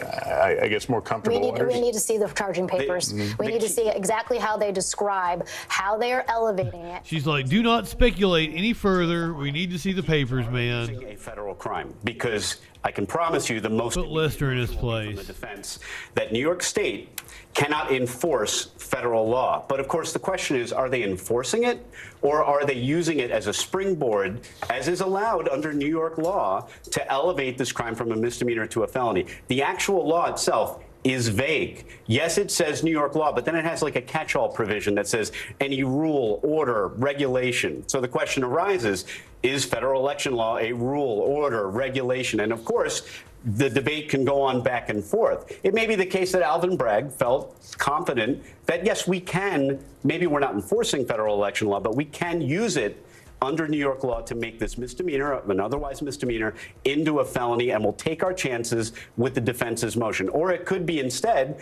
that they decided to make it as airtight as they could and find a New York state law, let's say a tax law, let's say New York State's equivalent of RICO. And RICO is just a statute, to boil it down, that criminalizes making an organization or a corporation a criminal. In other words, using an organization or corporation to do the crimes and insulate the individual humans that are in that corporation. So that's what RICO does, and New York has a version of that. They could have used that. They may have even proceeded with an extortion theme. That was something tossed around by Mark Pomerantz in his book, that maybe if you look at Stormy Daniels as the extortioner, and I'm just being figurative here, hypothetically, if Stormy Daniels was extorting Donald Trump, and that would be a weird thing because Donald Trump would then be the victim, but if she was, then this is potentially money laundering, right? Because money laundering is concealing ill-gotten proceeds, and in this case, extortion could qualify. But again, that wouldn't be a slam dunk. For the longest time, I thought money laundering was washing your money. When it came to this indictment, and we're going to learn so much when we see exactly, or when we learn exactly what laws, if indeed this is a falsification of business records that is boosted. Which, I mean, it is. That's kind of what that's where the phrase comes from, I assume. What exactly is the crime that they used to make this? Yeah, exactly. We can all agree on. No, I meant literally. procedurally, that doesn't even really work in New York. You can't convene a grand jury to return a true bill on a bunch of misdemeanor only. Like you gotta run it through the little washer. What is in that indictment? We still need to know exactly washboard. what the theory of the case is. Rub the money on, and you gotta hang it up in the backyard. We don't know if he spoke, but we know he was there. Right, and we're still waiting to hear if the hearing is officially over. But one question for Danny or for Laura, isn't it possibly just simpler than that? Michael Cohen pleaded guilty. We might do nap stream until we get the official indictment here. Trump is accused on the using the spin cycle as a felony. Someone else commit a felony. The felony doesn't have to be committed by the individual himself, correct? It could be helping someone else do it. And Michael Cohen. I wouldn't understand the point of doing that, but I would like. Possible that it's that. As I say that, I'm looking at a nice, crisp, new dollar bill or a new $100 bill, whatever denomination. Prosecutors, and they passed. And there's a lot of. They're fun. They're nice to hold in your hand, play with, and shit. I'm into it. Producer Adam Reese was just in the courthouse. He joins us on the telephone with details about the charges and about what he saw. Adam, take it away. Lester, good afternoon. We all started at about 2:32 when the judge came in. Just prior to that, former President Trump entered the courtroom wearing a blue suit, a white shirt, and a red tie. Who cares? We can see him. Walked past the reporters seated. He almost sort of ambled his way into the courtroom. He took his seat at the defense table in between his four attorneys. He was seated just in between his attorney, Susan Nichols, and Joe Tacopina. Todd Blanche, who was just added yesterday, was sitting at the end. He spoke on behalf of President Trump. Chris Conroy was the prosecutor, the assistant district attorney. He began by saying that there were 34 counts of falsifying business records in the first degree. When he was asked, President Trump firmly said he pleads not guilty. The prosecutors handed over the indictment. They said it was unsealed at 1:30. In describing the indictment, they said that Mr. Trump tried to conceal a conspiracy and undermine the 2016 election, to identify and suppress negative information.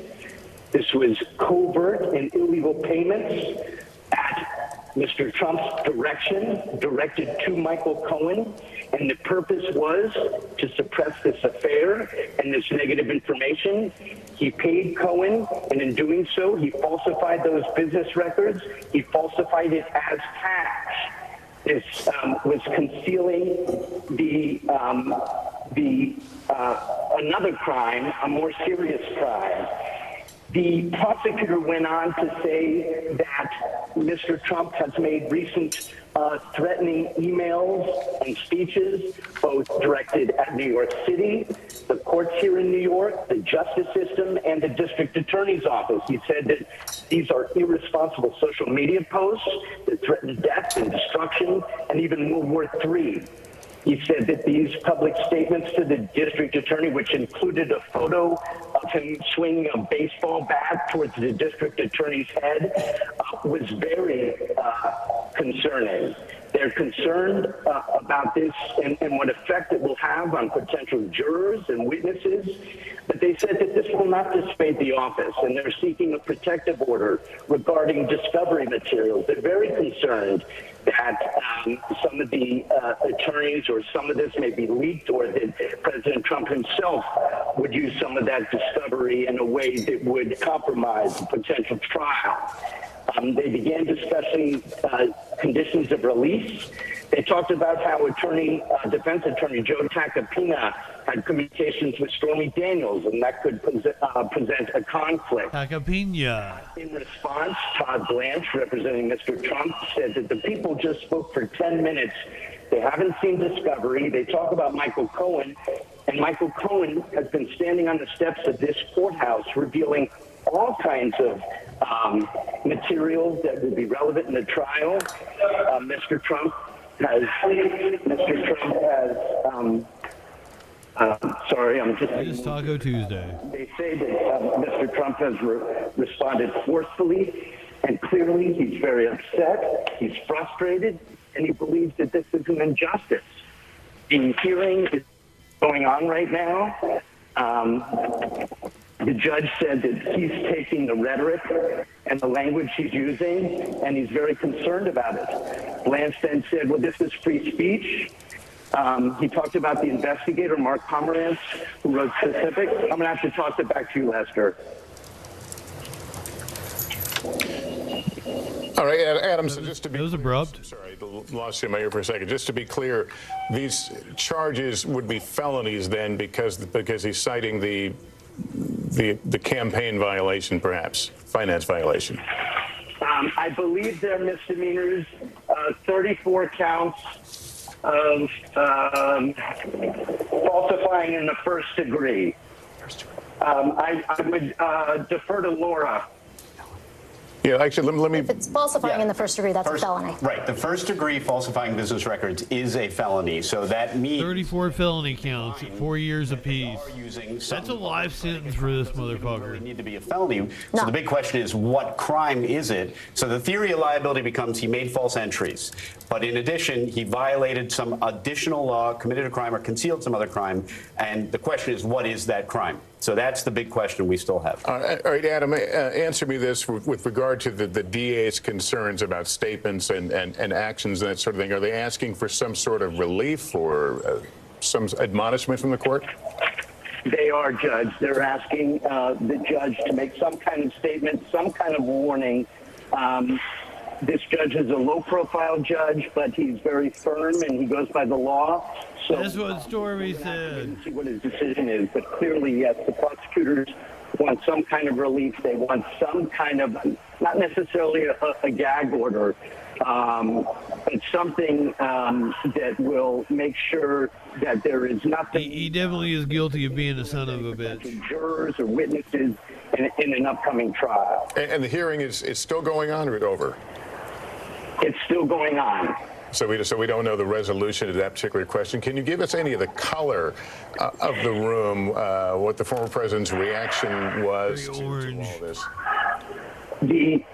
As you know, Lester, there's an orange glow coming from the defense table. It's been very intense. We've all entered the courtrooms. There was one courtroom, the main courtroom, which he was in, and then there was an overflow courtroom. We had to go through 2 sets of magnetometers, one on the main floor and then one again up on the 15th floor. They've cleared out the whole building once he arrived, and then they slowly let photographers, cameramen, and journalists into the 2 courtrooms. He appeared, as we expected, that he's on good behavior. As I said, he walked into the courtroom, he sat between his attorneys, he remained... Oh, is tonight a rally? I thought he was just giving a speech from Mar-a-Lago. Is there an actual rally going on? The prosecutors arrived in the courtroom at least 45 minutes prior to his arrival.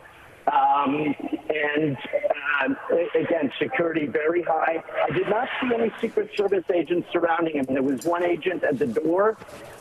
We expected maybe they would come in and surround the defense table. I believe it's just a speech. In fact, most of the security has been handled by court officers. And he's given from Mar-a-Lago. Many Secret Service officers within the building. Okay, Adam, I'm with Laura Jarrett and Hallie Jackson and Danny Savalos. I think they may have questions for you. I wouldn't put it past him to try to put a crowd together and give a speech. Any information at all about how prosecutors described the actual conspiracy? Did they provide any details? Did they give a statutory site? Did they say anything other than just promoting the election, and that the purpose of this conspiracy was certainly to bury information before the 2016 election? That's exactly it. He did this all to undermine the election, to identify and suppress negative information, that these were covert and illegal payments at Mr. Trump's direction. The purpose was to suppress the affair. He paid Cohen with false business records, falsified his cash, and that this was aiding and concealing the concession of another crime. And again, as I said, they went on to say they were very concerned. He wasn't afraid to bring up the threatening email posts and statements that President Trump has been making, both against the city, the courts, the justice system, including the judge. Office. They're very concerned, not only for their own safety, but for the influence of a potential witness or a juror. The social media posts that threaten death and destruction and World War III, the public statements he's been making, the picture of him swinging a baseball bat towards D.A. Bragg's head. They're very concerned about these posts and, again, the potential effect on jurors and witnesses. But he said this won't dissuade the office. They're seeking the protective order. We'll have to see what the judge decides on that, as well as conditions of release. They want him to be warned about his statements. And as I mentioned earlier, they're concerned that Tacopina, his attorney, Joe Tacopina, had communications with Stormy Daniels, and what he will likely not be able to cross-examine her if the witness. That's certainly a conflict of interest. Good afternoon. Welcome. Adam and Tally, I'm wondering if you can clarify or if the judge had any response to what you're talking about here, the idea that what is in the indictment, not just against the prosecutor's office, but against the judge himself. And I also want to check on one point. I think I heard you say Todd Blanche spoke for Donald Trump. 34 felony counts of falsifying business records. No, Donald Trump did say not guilty very firmly, but Todd Blanche was the attorney speaking on behalf Trump has pled not guilty. In terms of your question about the judge, he said we're taking this rhetoric and language that Mr. Trump is using very seriously. No question. There's 4 years on each count, so 136 years max. Is there any indication that the conspiracy was anything other than the hush money payments? For example, anything related He's still in front of the judge at the moment. Scheme involving the hush money payments, or was the indication that the payments... That's why, like, we're still a little shaky on what the charges are, because we're hearing secondhand from reporters inside the courtroom. Or extortion or anything else. No mention of that, no mention of RICO, but you do bring up a good point, which I want to bring up. There was no mention of the alleged affair with Karen McDougal. There was some speculation that the alleged affair with Karen McDougal may be wrapped into this case. And as far as what I heard before I left the courtroom, there's no indication that that's the case, that this is focused solely on the $130,000 that were paid to Stormy Daniels. And we should note, we have not seen the former president leave that courtroom, so we have to assume, or based on what we know, that this hearing is still going on, which is considerably longer, I think, than anyone expected. They had told us that it was expected to take about 15 minutes. Yeah, go ahead, Adam. That's right. I can tell you part of the reason that it's going on for a bit longer is because the first person to speak was a representative, an attorney for the media. And they talked about that this case has we're like 40 minutes now. Significance to the public, and we understand their competing interests, and there's interests of privacy on behalf of the defendant. But he's very concerned on working on a media plan going forward to avoid chaos. It's been a bit chaotic outside the courtroom. Outside the courthouse. You've got literally media from around the world, from Japan, from Finland and Sweden and Germany and England, and dozens from stations around the country. I want to applaud her for standing up to him, but I also want to be like, ooh, you touched him. Ooh. The public is kept aware of what's going on. He asked, could we put people in the jury box so we can see some facial expressions of the defendant? Everybody in the courtroom is behind the defendant, so we can't see what his facial expressions are. And then anything that's involved with the court, any documents, anything as part of discovery, that's made public promptly. And again, laptops. We understand security concerns. This judge typically, he just. I wouldn't think it was enough. And 130K was just to not talk about it. I don't know what the original amount that she earned for her entanglement with Trump was. Is very high. But now I'm not sure that she actually slept with him at any point in time. As I remember this story, they just kind of laid around in the jury box, and he made some and this is how I laptops will be allowed. This is how to me I thought it was true. Like it sounded like something he would do. He talked about like ordering pizza from the room service. Or anything said about with little pizzas on top of little miniature pizzas on top of the pizza.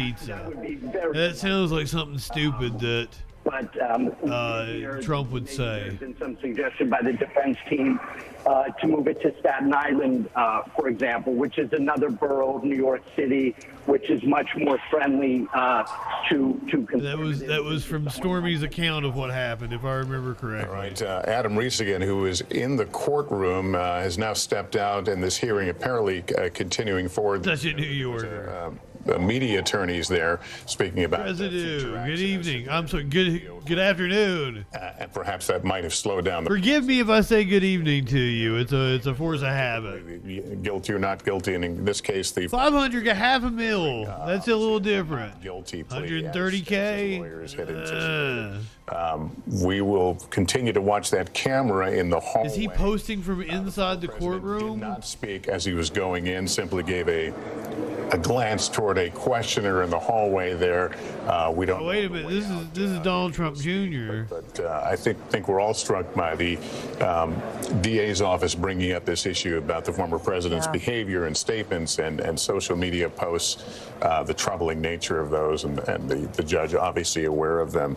Wow. We've learned so far that in terms of the strategy of the state going forward. Don't forget to come back tonight, 8 o'clock. Political sphere of things. We're gonna get the Trump speech. Not much yet has changed now that news of this indictment and what the charges actually are has come out. We are already seeing some of the first fundraising post-arraignment, or I guess during arraignment, come out, and that is from Trump ally Senator Lindsey Graham, who has blasted out now his fundraising email. We've also heard from Trump opponents who have said that they have put up a billboard that will greet Donald Trump when he lands back down at Junior West Palm Beach and then makes his way to Palm Beach. What's the billboard say? Essentially is above the law. So here we are again seeing sort of these political positions here. As Donald Trump, I'm also struck. Junior says that Trump was awarded $121,000 for attorney fees from Stormy Daniels. He said, in addition to the half a mil she owes. An important piece of color from Adam Reese here, that it was Donald Trump himself who stood up and declared in a court of law not guilty related to these felony charges against him now.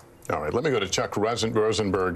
Chuck, that was an amazing report there by Adam, kind of listing out what he saw and witnessed in the time inside the courtroom.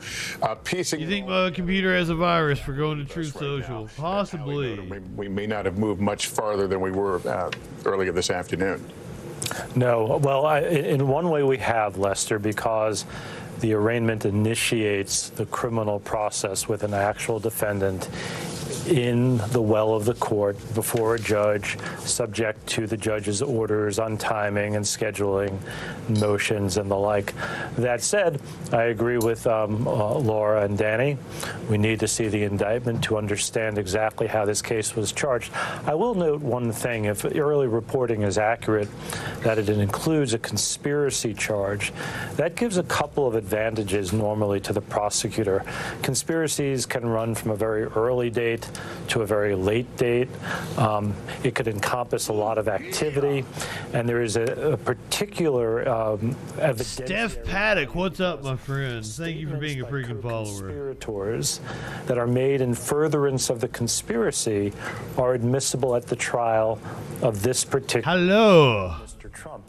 And so it's a way, legally and ethically, for prosecutors. So we know Trump is facing 34 felony charges. It really involves other women or other payments, even as part of the conspiracy. Most for falsifying records. We believe there's a conspiracy charge in there.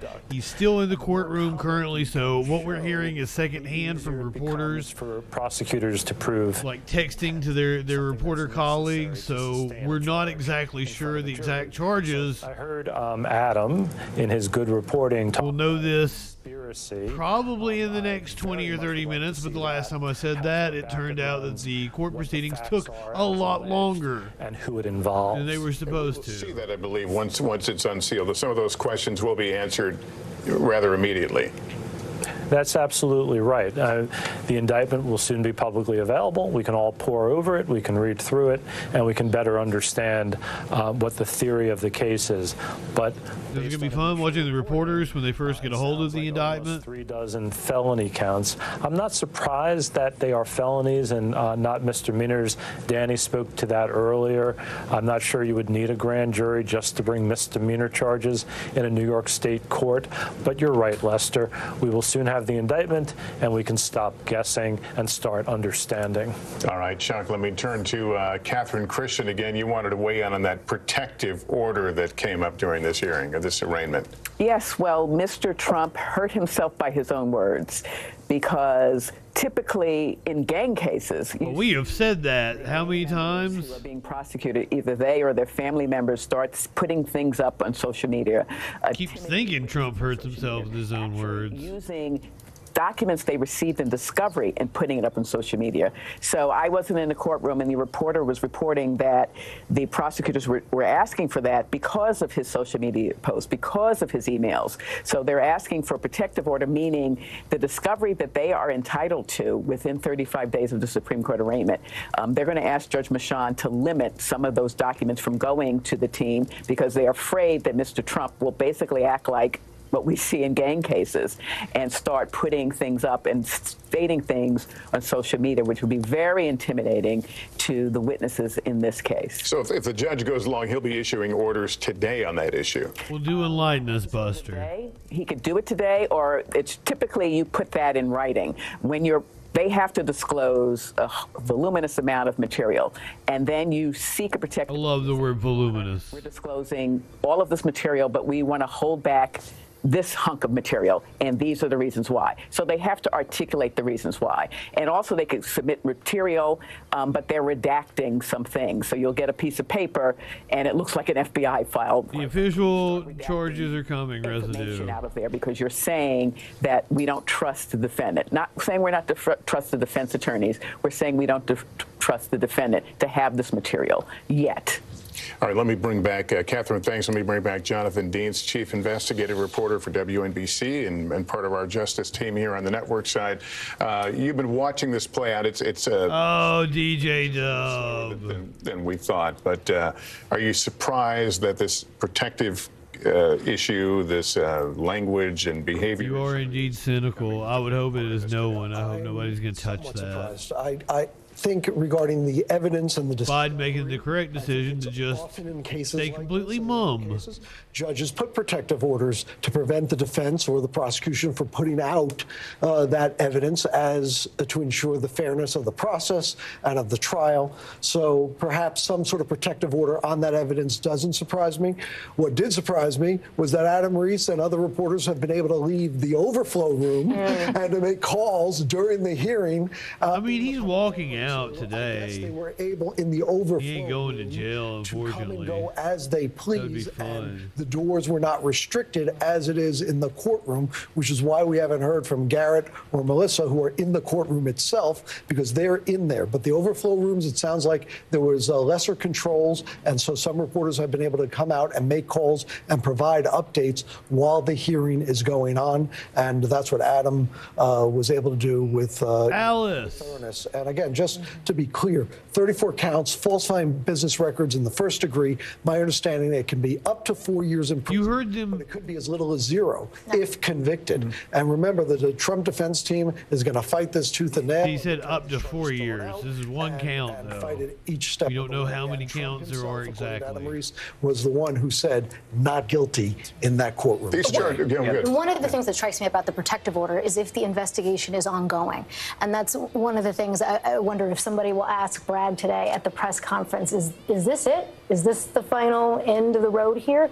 Or is it the investigation still ongoing? Because he had said at a time that the larger investigation into sort of the financial fraud issues going on at the Trump Organization was ongoing, even though those prosecutors walked off the case. He said that that investigation continued. Query whether it actually is, query whether they're doing anything on it. But one of the reasons you might want a protective order is if, in fact, you're still digging and you're still trying to get witnesses to cooperate. You're still trying to get sort of the pieces of the puzzle to come together. You want to protect the integrity of the investigation while it's ongoing. As a layperson, do you really understand the difference between a protective order and something that is more serious? In other words, how does that restrict? Protective order is quite serious. Yeah. I didn't take the window into consideration. The gag order is different. The gag order would be used to really protect. I'm not usually on at this time of the day. Free and we're gonna have to. I don't like the background. We're gonna work on something different. Integrity of the actual investigation and the documents and materials that they don't want to show up. Everyone is loving the couch. It is very comfy. Well, we need to see the terms of it, and again, that's why I think Catherine is pointing out. We might have to do a nap stream or something. Exactly. I'll just go lay on my comfy couch. You know, there's a lot of strategy here too. I mean, this is the prosecutor's first chance to talk to the judge and kind of set the stage. And now I'm a jaded defense attorney, so take that with a grain of salt. You know, I may be clouded here, but the point is this is the prosecutor's first chance to exert some control over the defendant. So why not put everything you can in front of this judge about all this defendant's bad behavior and set a baseline, right? Hey, judge, here's all the things this defendant is doing. Put him on a short leash now, and that will benefit the prosecutors. Here's why. If he violates, you can bring him back, and he'll at minimum get in trouble. At worst, he might even be remanded. He might even be put in custody for violating a protective order. This is chess, and the prosecution is playing aggressively early by asking for a protective order. It might get denied, but they've at least planted it in the court's mind that this is somebody who may be misbehaving and you need to watch him. They're saying we're watching. Consider the advantage. If he violates and he comes back and he gets remanded as punishment for violating a protective order, if he's actually incarcerated, which I don't even know how that would look. I don't know how you would do that. Maybe you put him on house arrest. Far more likely, put an ankle monitor on him and control and monitor him at all times. But every single encumbrance that the court or the prosecution can get put on a defendant inures to their benefit. The extreme example is that the statistics show that if you have a client who's incarcerated pending trial, the odds of getting convicted are just so much more because you don't have access to them. This is the part of the game. You know, and I'm not saying game in a glib way. I mean, both sides play. But the prosecution here is trying to get everything they can at every instance, and you can't fault them for that. They're here to win. They brought their game face, and they are coming out strong from the outset. Here's another wider photo now from the courthouse that's been provided, one of the still photos. Let me bring in Chuck Todd. Chuck, if you can talk about the political implications. Does this change anything? Does this enlighten us, reveal anything that may change the conversation? Well, right now, no, but let me just quickly on this gag order idea or some sort of protective order for this. Look, one of the things they're going to, this was one of the motivations of why Donald Trump announced so ridiculously early is he was gaming out a lot of these scenarios here of being able to try to, number one, he knows that the Justice Department doesn't like to look like it's interfering in a campaign. It's harder to put a gag order on somebody who's running for office. There are First Amendment rights that come with that.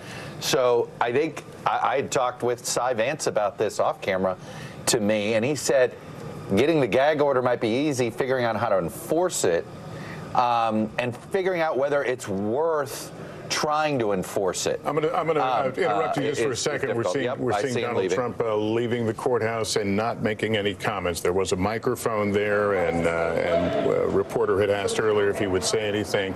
Obviously not. This hearing Trump on a leash going on. There you go. He's leaving the courtroom. Considerably longer than we thought.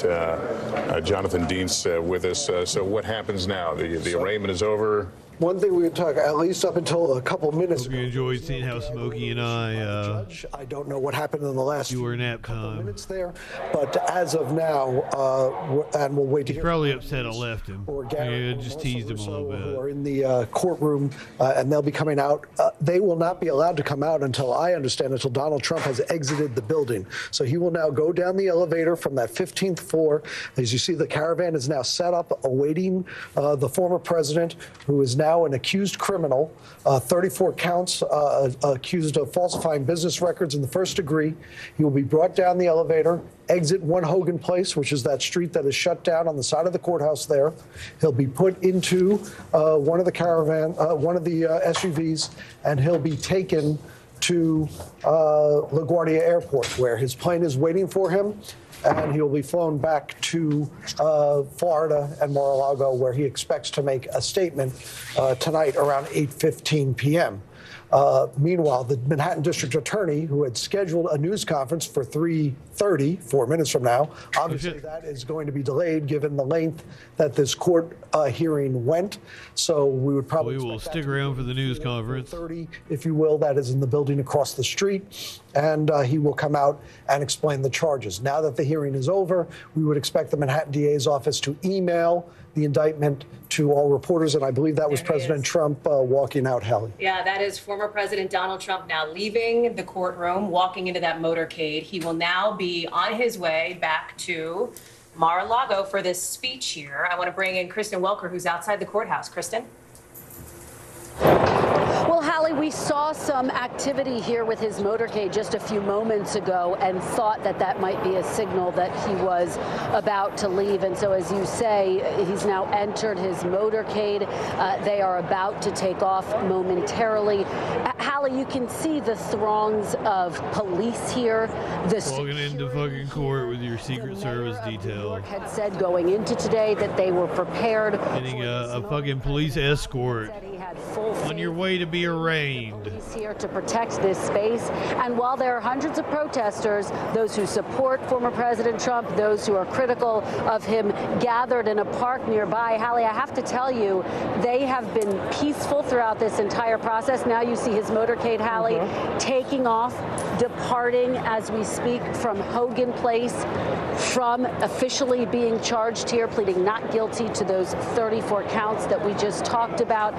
And so he is going to head to LaGuardia Airport, where he will head to Mar-a-Lago, as you say, and make those remarks tonight. And again, just to remind folks, Hallie, we expect to hear from a defiant former President Trump, right? I'm assuming they're decoys, like, based on that photo that we saw. If you'll notice, the news took a different shot. They had a shot that would show us which vehicle he was getting in. Mr. Trump tonight. I wonder how like Secret Service allowed them to have that shot. With a series of but clearly they cut away. With members of his legal team, many of whom are expected to accompany him back to Mar-a-Lago, where frankly the crowd will be, I think, friendlier than what he has seen so far in Manhattan. He's expected to be in front of supporters. It is entirely possible that we will see supporters there in West Palm and in Palm Beach, lining the route that Donald Trump will come back home.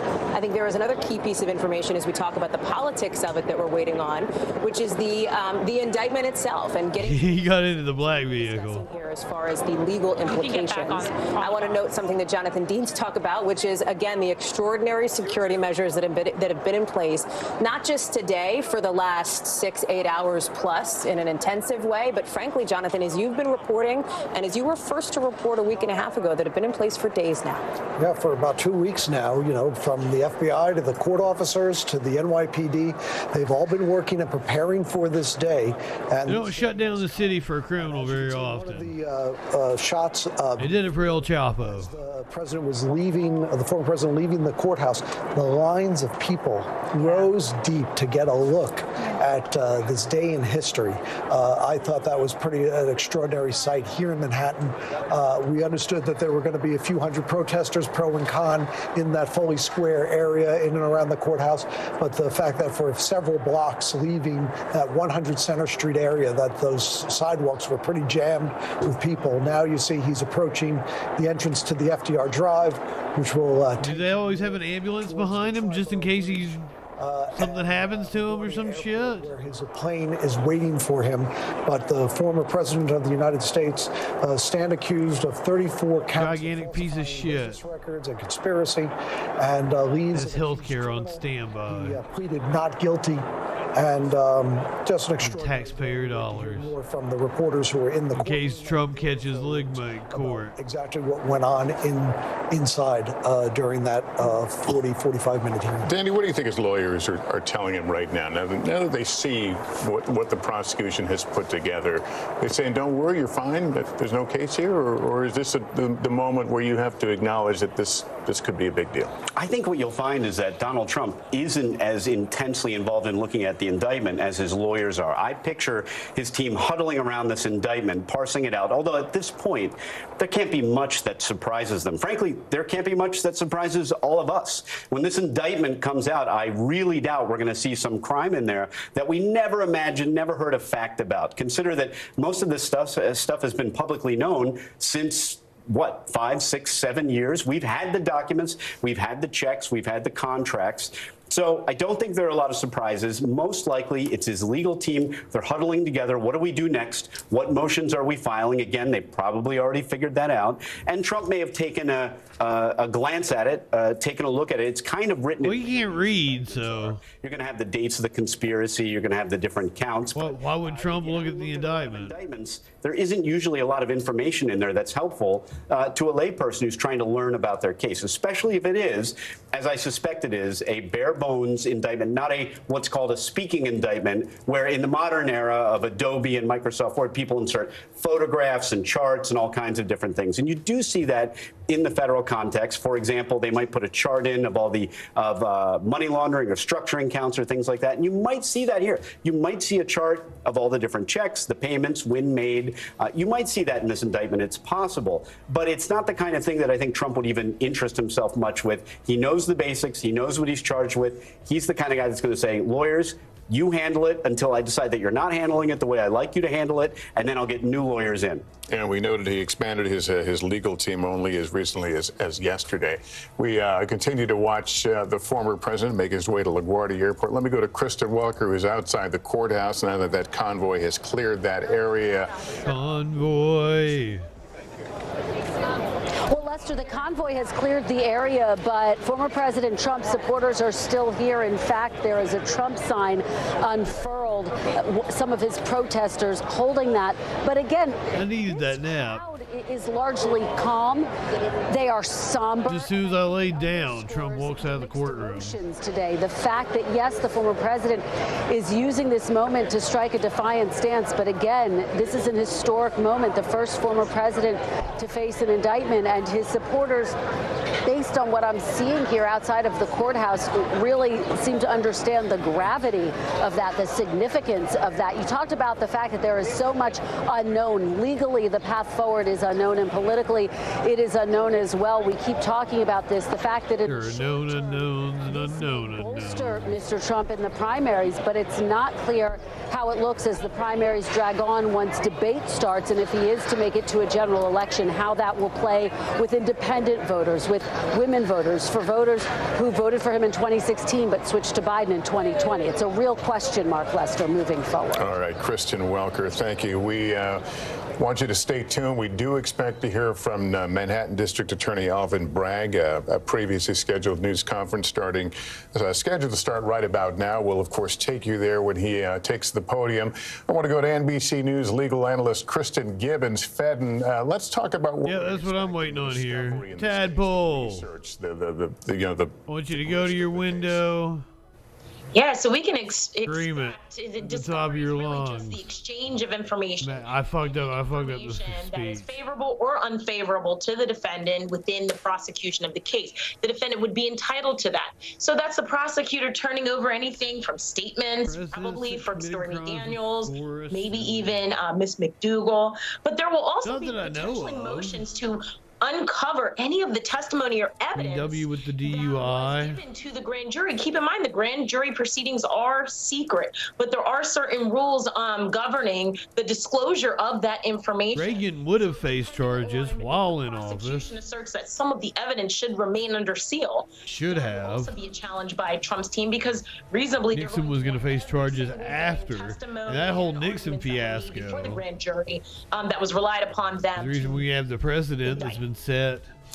All right, again. The Justice Department doesn't indict sitting presidents. Lenny. Up the FDR on its way to LaGuardia Airport where the... Now, I'm not familiar with my 1800s history as much. Speech. I feel like if you've got somebody like an Andrew Jackson... to the American people. That'll be covered, by the way. That motherfucker might have committed some crimes before he became president.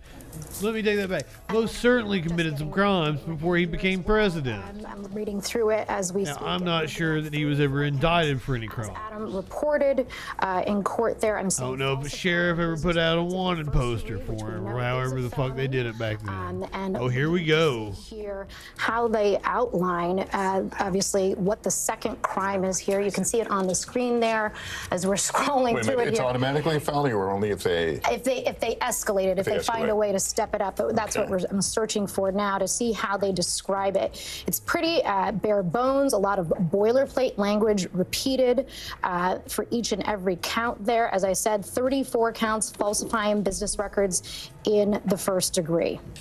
16 34 felony count.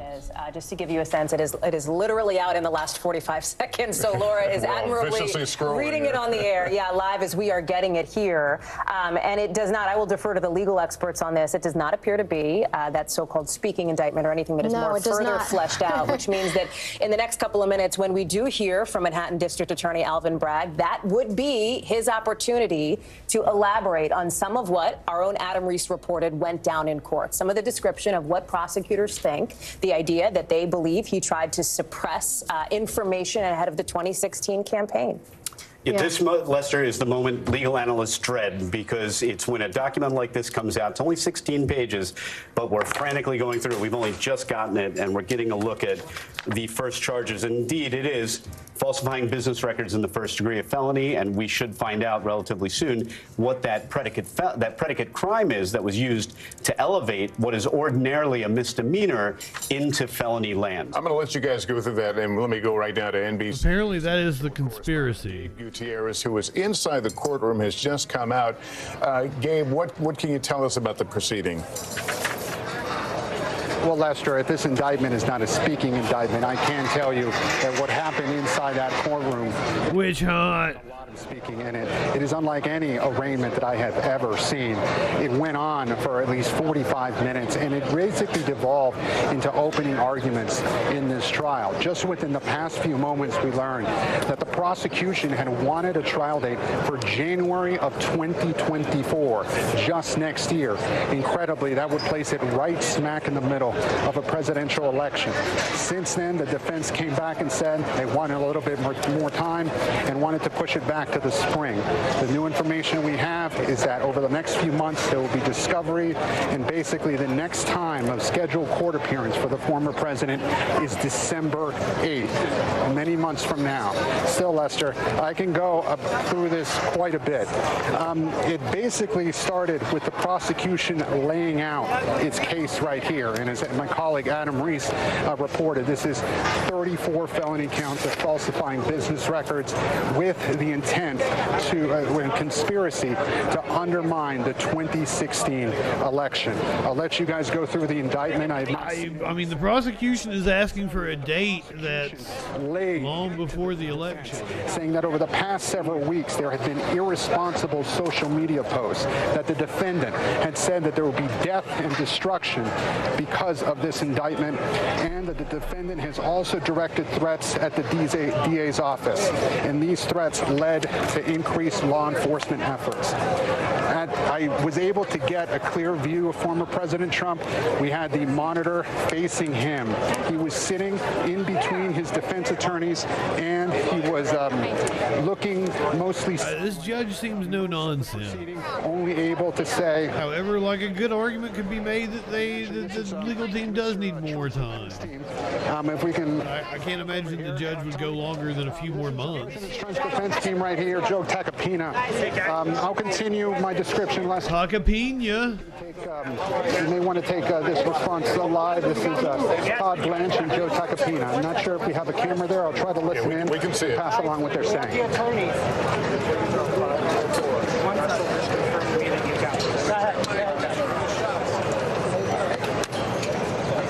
I'm trying. Hold on one moment. Get that cell phone back. Hey,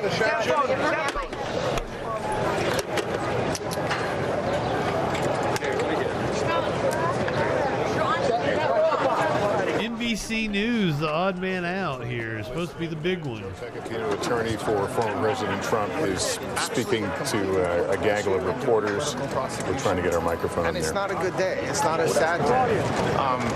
I don't expect this to happen in this country. You don't expect this to happen to somebody who was the president of the United States.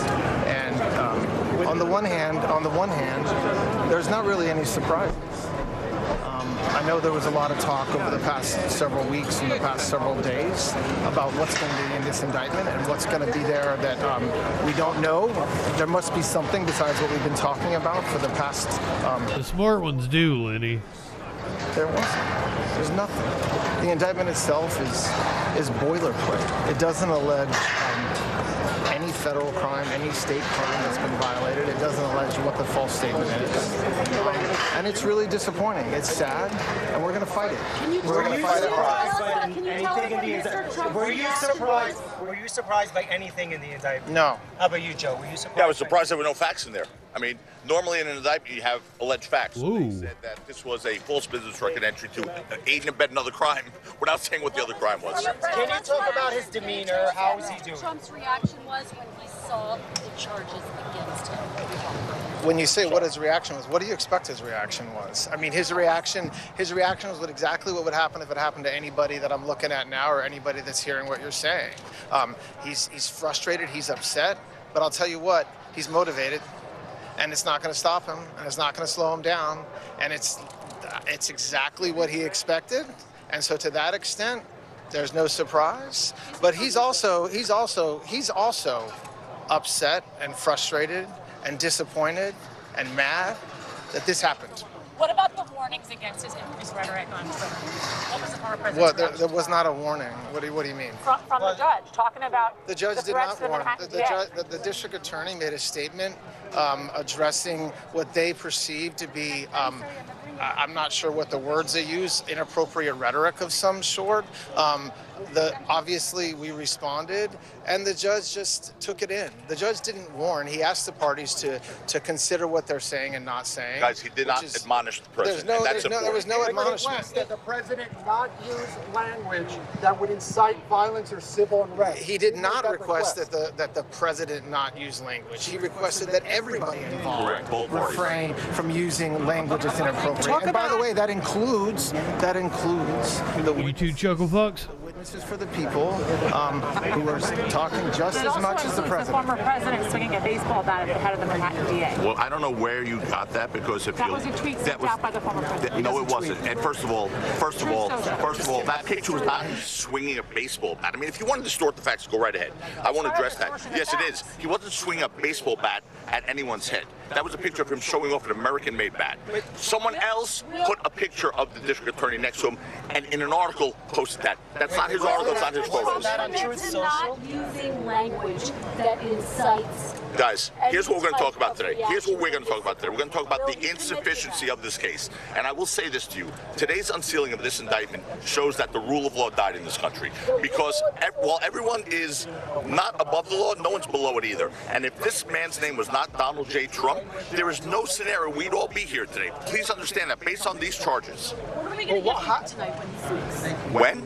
tonight? Yeah, 8 o'clock. What are we going to hear? I don't know. What? There is a leg. What the fuck? January. Did you think that was realistic? No. Can you guys talk about, there's a lot of speculation about the unity among the defense attorneys. Look at this. Look at us. Is that why you chose to do this? To come out together? We chose. Is there a microphone in the leg? Speak with one voice, but there is no disunity here. That's gossip and it's nonsense. We've been working together and we will be working together. And this, to me, quite frankly, is the best team I've ever worked with, the lawyers. I'm honored to be working with these guys. It's a family.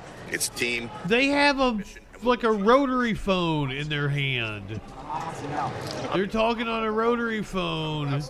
What about the change of venue stuff? When do we... I mean, we're going to start fighting the case. And they're holding a mannequin leg, like a boom mic. I'm assuming one of the first things you're going to do... The judge set a motion schedule. To dismiss. I assume that'll be the judge set a motion schedule that requires motion files in 4 months. So that's when we'll be filing motions. This whole notion about how... Gilgen, what's up, friend?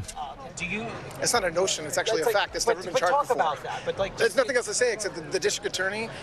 This office has existed. A modern day hippies? Okay, sure.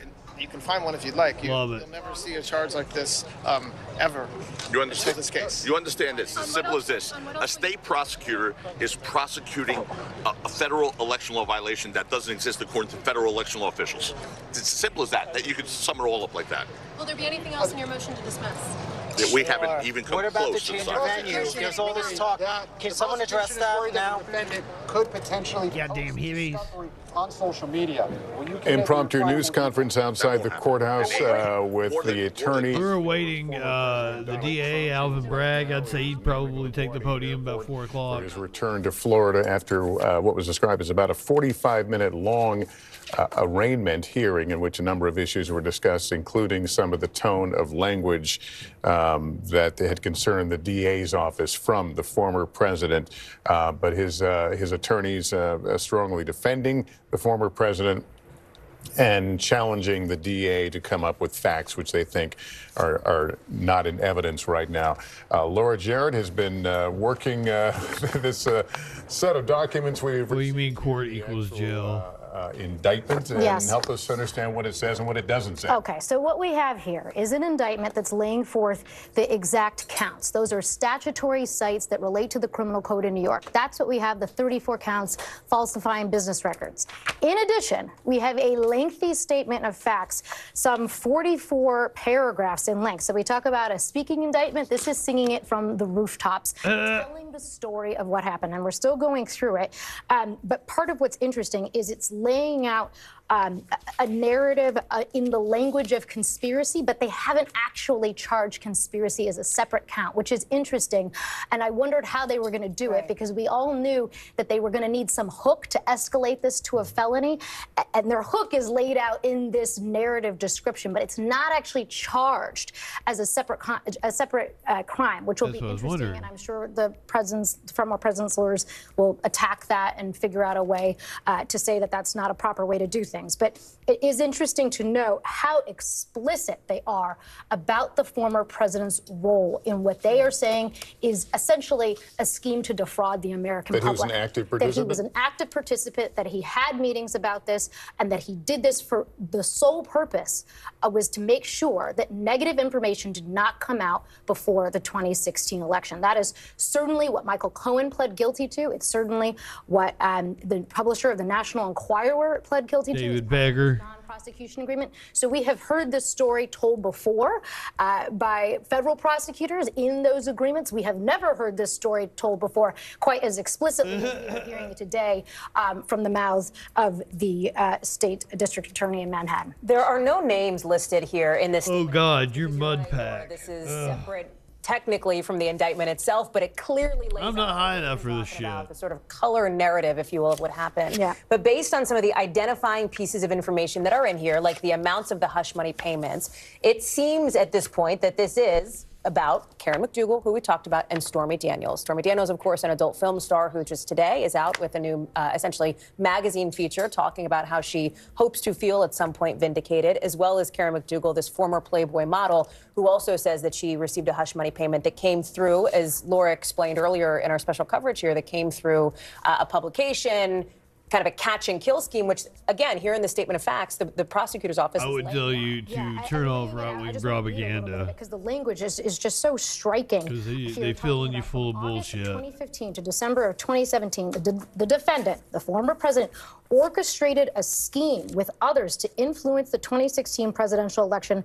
by identifying and purchasing negative information about him to suppress its publication and benefit the defendant's electoral prospects. It goes on to say, in order to execute the unlawful scheme, the participants violated election laws. Now, they don't say they're federal laws, state laws, and caused false entries in the business records of various entities in New York. The participants also took steps that mischaracterized for tax purposes. They're not charging tax crimes, but they're saying took steps that mischaracterized for tax purposes the true nature of the payments made in furtherance of the scheme. And so they've used this statement of facts, again, to sort of tell the story, but they're not charging those things as separate crimes. Are they telegraphing, though, that may come into play at some point? Well, that's one of the things I hope somebody asked the district attorney today at that press conference. Yeah, the statute doesn't appear to require someone to plead and actually prove the crime that is used to launch this case into felony land. So at this point, they don't necessarily need to charge it. What they appear to be doing here is just alleging it, whether it be an election law violation, whether it be a tax crime of some kind. It seems pretty straightforward that we're just talking about falsification of business records that is made into a felony. And I don't think that's an accident that the DA's office is being a little vague here, because they don't necessarily want to commit to anything. You don't want to do that in an indictment, commit to something that you can't prove or aren't planning to prove. But make no mistake about it, and I'm putting my defense hat on for the moment, you're going to see motions, number one, that New York has no jurisdiction to enforce anything related to election law, unless it is somehow New York state election law.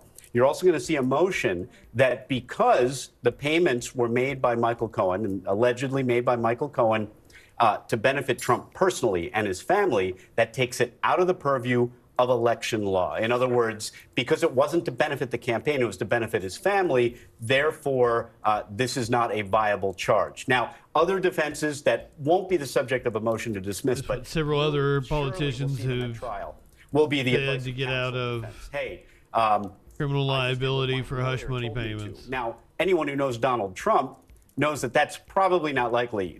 Donald Trump doesn't take the instructions of his lawyers any more than he takes them from anyone else. Heads of state, anybody. And if he doesn't like what his lawyer's saying, he fires them and he gets a new lawyer. We know that. But you can bet that you will see an advice of counsel defense at trial, and that that'll be one of many that they will try to assert if this case ever gets to trial. But believe me, they're going to have, and you saw it at the press conference, the defense team is going to be filing motions, and I suspect a lot of them. They are going to try and chip away at this case. Best case scenario for them, if they can throw out the felony and leave Alvin Bragg only charging the president with misdemeanors. Now, this is a little beyond my pay grade because it's political. This would be a huge win for Donald Trump if the first prosecution by Alvin Bragg proceeds only as misdemeanors in New York City. That would not be a win, even if you convicted him on those misdemeanors. It would be a symbolic loss. Characterize it for me. Is this any weightier, any more serious for the former president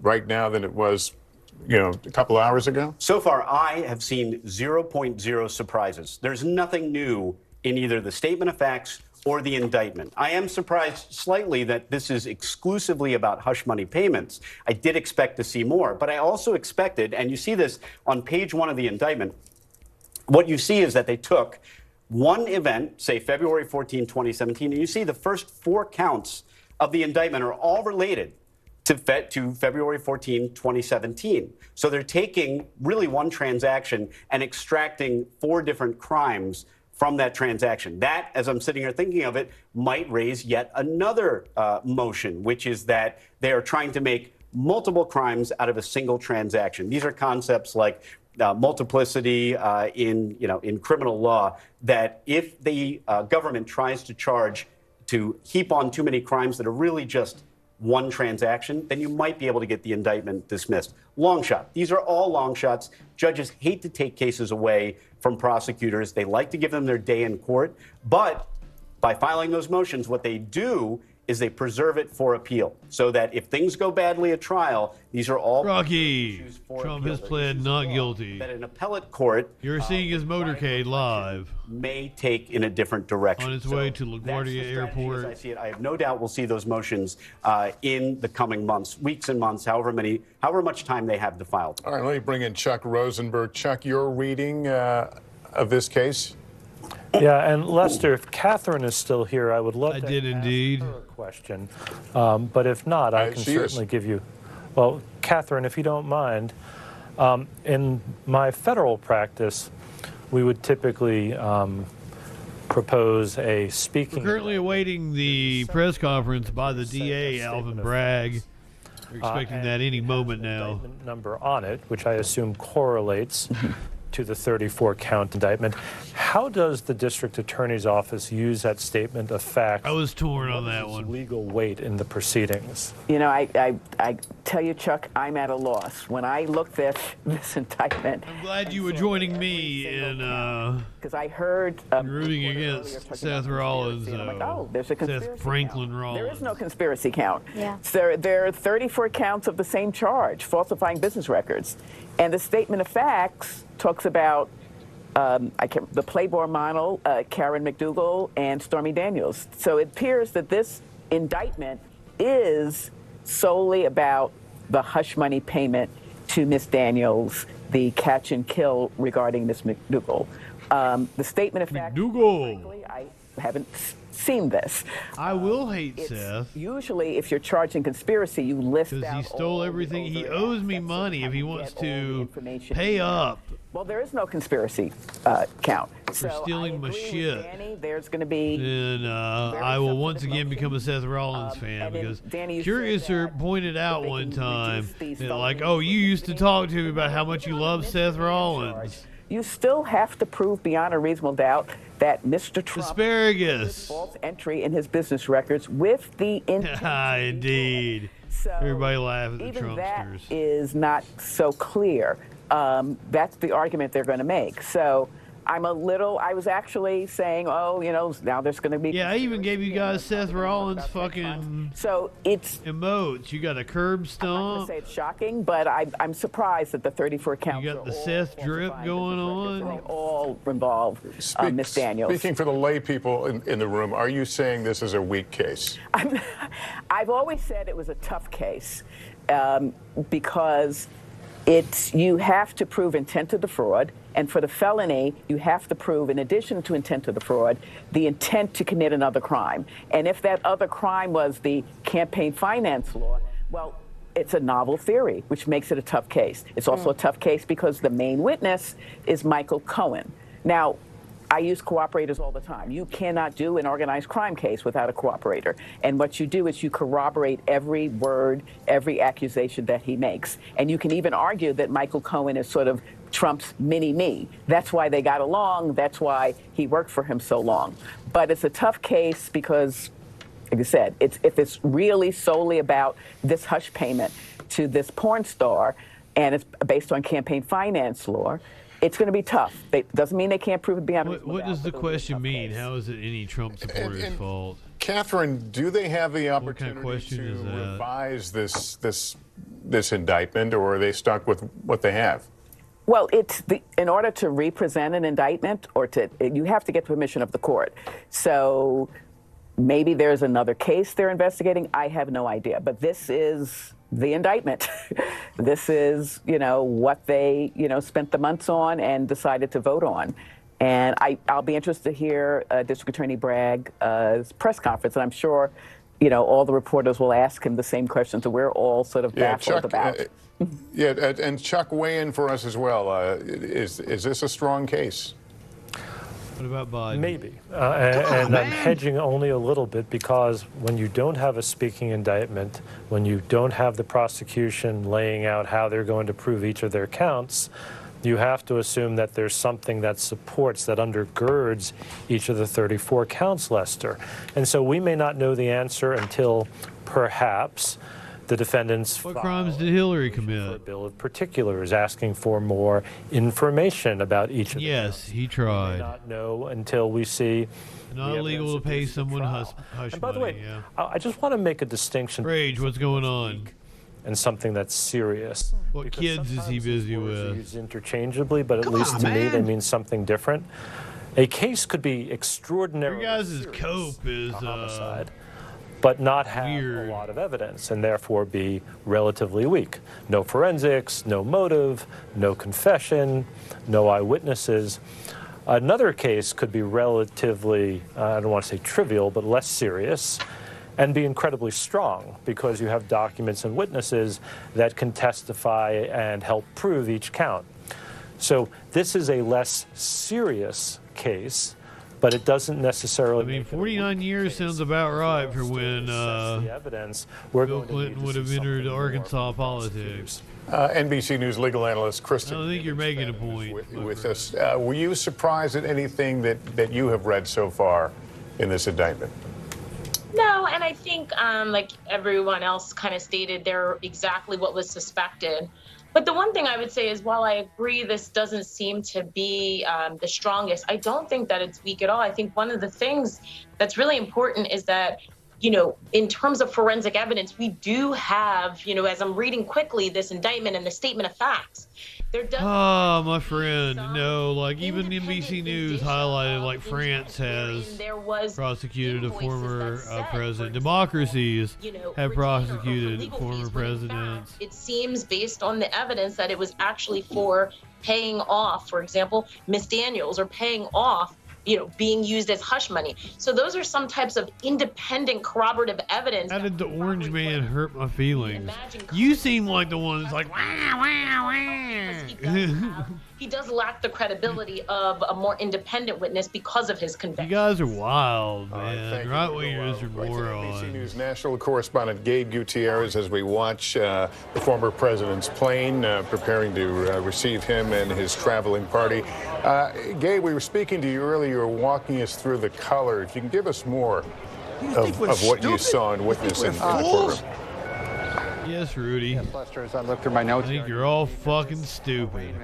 You're either stupid or on crack, one or the other. It lasted quite a bit longer than we expected, as you just heard, about 45 minutes. Now, I can tell you, former President Trump spoke very little during the appearance. He himself was the one who pleaded. Nathan Brown. So while he was sitting down. It feels weird for me, like, am I saying your government name on a string? Right.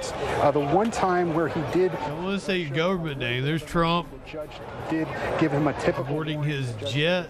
Would give any defendant that if the defendant were disruptive, he could be. He's going in the rear. Warning that the judge says he gives to any defendant. The former president he injured through the rear. And he said, I know.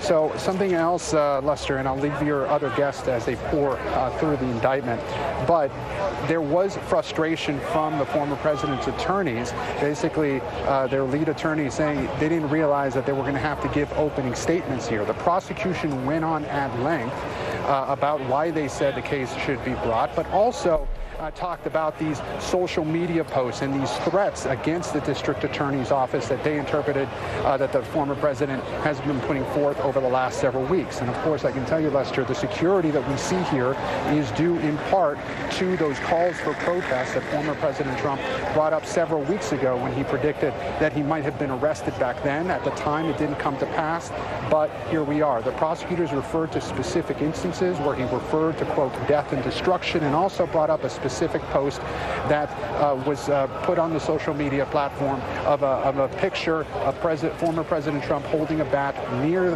another picture of DA Alvin Bragg. Now, the defense did make the argument that, in their view, this was a presidential candidate, and this devolved into an argument between free speech. And the judge said that he would not impose a statute of limitations will not apply because you can identify a couple ways to stop the statute of limitations. limitations clock if the defendant was continuously outside of New York State. Violence that, not use language that would incite violence. So Trump was primarily living in Washington, D.C. and spent considerable time in Florida. So there you go. There's your statute of limitations argument. January 2024. However, the defense said that probably wasn't realistic. They were looking more towards a trial date of spring of 2024. No final date was issued or ruled on by the judge, but there will be motions over the next several months. Who do you think doesn't know history, my friend? And 'Cause not only did they teach history in my school, fucking I stayed an extra year to take history classes. Whether he might have to actually be here or whether he could waive his appearance and just let the attorneys meet here.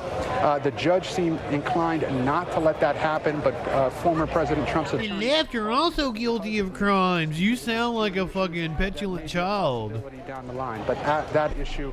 Listen to Rush Limbaugh. Something else. The prosecution wanted a restrictive order to try and prevent the former president from taking some of the discovery. You fucking kook. It himself, posting it on social media, using it to defend himself in the court of public opinion, rather than use it to mount his own legal defense. Wait, is this like Chris Parnell? Trump about that just now. We apologize for our crimes. Yes, I'm sorry for all the crime that I've committed as a leftist. The arraignment brought up so many questions about free speech and threats against. I mean, there's a lot of things you could not like about Hillary, and I do. There's plenty. Criticism. I'm happy to say that I prevented her from being the Democratic nominee in 2008. Helped. I mean, it wasn't all me. It wasnn't all me, I assure you. Response to questions. But I was part of the coalition that helped get Obama to be the nominee. We know that he has a Secret Service detail where they... I am no fan of Hillary, but like, I don't think she committed a crime. Yes, there were several Secret Service agents. I don't know what crime she... If she committed a crime, please do tell. Lay out the evidence for me. It was a crowded... I'd love to hear about it. Overflow room. It was like, as I've said, we can always give over all the presidents, the vice presidents, and the secretaries of state to The Hague. I'm cool with that. Came straight in, stood at the center. That would get Hillary out of your hair.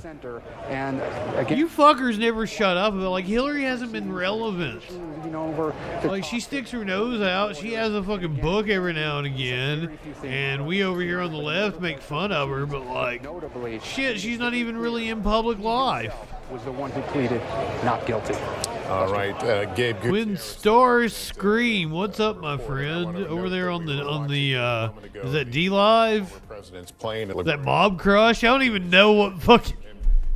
Boarding the air. One of those channels or platforms I'm on over there tonight. Given the remarks today about some of his statements, it will be interesting for everyone to find out exactly. Well, I mean, like the GOP can't call out Hillary Clinton corruption because they like 20 times worse. It's going to be a long corrupt. But that didn't make any sense. 20 times worse corrupt. They're like 20 times worse corrupt. You know, over time, they're even more corrupt than Hillary is, so they can't call out her corruption. Which is just run-of-the-mill fucking bullshit. From Gabe and Adam, December. I mean, we will be in the thick of the Republican. And I even think that Trump tried his best to hit Hillary with charges. That's what the fucking former president is showing up again in court for this. We are already getting some reaction from some of his family members. It appears from what was the investigation into the 2016 election that he did? In court, but his son, what's his name, is calling them. God, why is it? It's. I heard Rob Noer say the name so many times. Why is it slipping my mind? Called in all these NYPD officers, etc., all for a $130,000 NDA.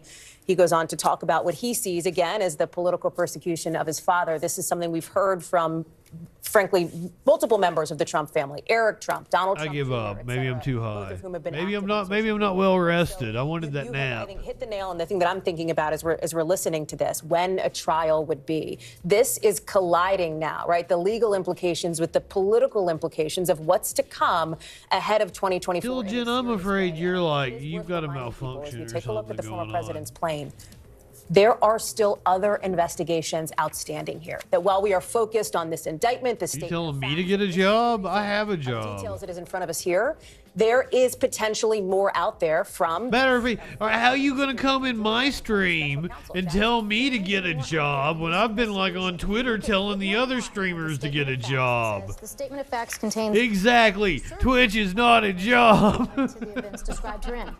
It does not contain. That's what I've been saying on Twitch. Or I mean on Twitter. Is this it? Is this the end of the road? Does this investigation? Buddy, I would hope you're getting paid more than the streamer is. Pretty robust story. They've got a mountain of evidence. You heard Chuck Rosenberg talk about a case being weak. This is not a weak case, evidentiary-wise. They have plenty of evidence. Look, I goddamn hope you're getting paid more than the streamer is. So was the barb here simply shit. cause and that there's more to come? Yes, but typically, you know, if you're a prosecutor that's conservative and wants to win your case, you want to be able to win beyond a reasonable doubt, and you want to be able to get a successful prosecution here. Cum rag? Who you calling a cum rag? The Trump aircraft at LaGuardia soon departing in You white live in helicopter sexual that has anarchy? escorted it from Manhattan. What an extraordinary day. Why would you assume anyone in here is a commie? First of all, I'm not a commie. I call myself a leftist, but apparently I'm not. My leftist card has been revoked by the other leftists on Twitch. I have to tell So I'm actually a centrist chud now. Mar-a-Lago, and while there is, So recognize when you come in my stream. I'm a centrist chud. Me. this is a moment. It will be his first We're reaction. getting ready to hear from Alvin Bragg. By the Manhattan District Attorney in this document, in this We indictment. now have the people versus Donald J. Trump. You can see I know his lawyers the visual aid that Bragg has on the and the rhetoric that he has used about Alvin Bragg, about the judge, about others involved. stage. If that is going to be sort of an effective reminder, Tadpole wants to know if you're into the scat, Tilgen. essentially cut it out at that point. We're going to find out tonight, and I think a big way. Well, we're going to find out what Alvin Bragg has to say further. He wants to speak, obviously, with his... Seriously, Hillary must be a genius. Speak to reporters. We're told that is less than perhaps... You asking me to explain my fucking position? Dude, what's your deal? Some of the questions. Why are you so angry? Can you chill? Fucking hit the bong, dude. You want to be... Ooh. He has, as we say... When Story Scream hitting us with some bait, what is coming? I want to know. What do you think is coming? Repeat witnesses to the grand Storm? jury down the... Monarchism. ...believes in this case, and we're going to get a... What pronoun is that? You kids and all your pronouns. Oh, I can't keep up. Why so long?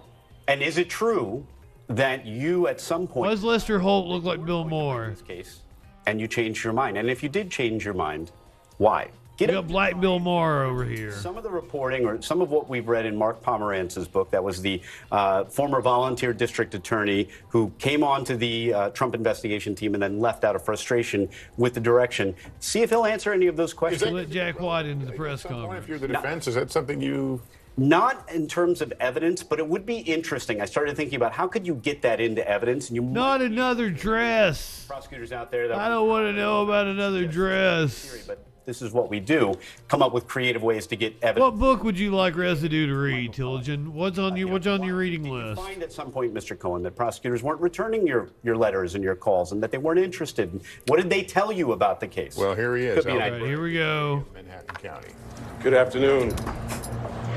Thank you for joining us here today. You're welcome.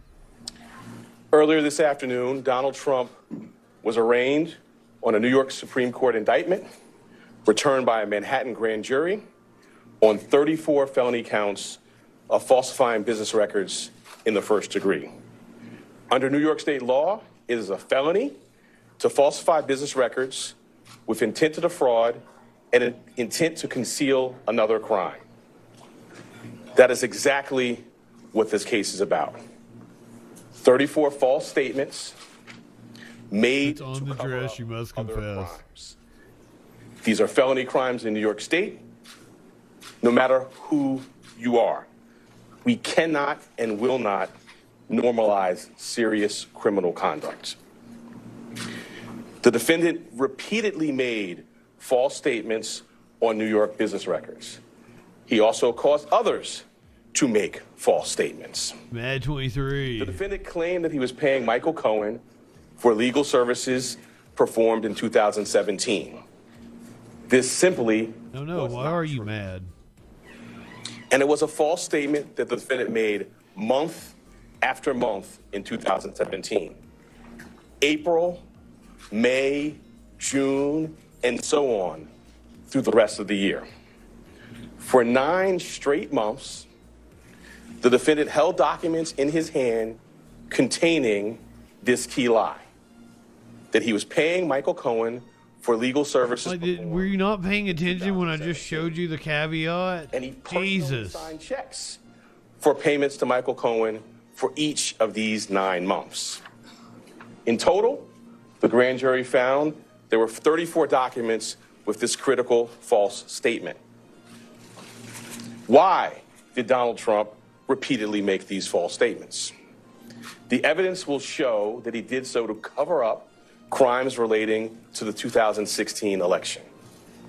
Donald Trump, executives at the publishing company American Media Incorporated, Mr. Cohen, and others agreed in 2015 to a catch and kill scheme. That is, a scheme to buy and suppress negative information to help Mr. Trump's chance of winning the election. As part of this scheme, Donald Trump and others made 3 payments to people who claimed to have negative information about Mr. Trump.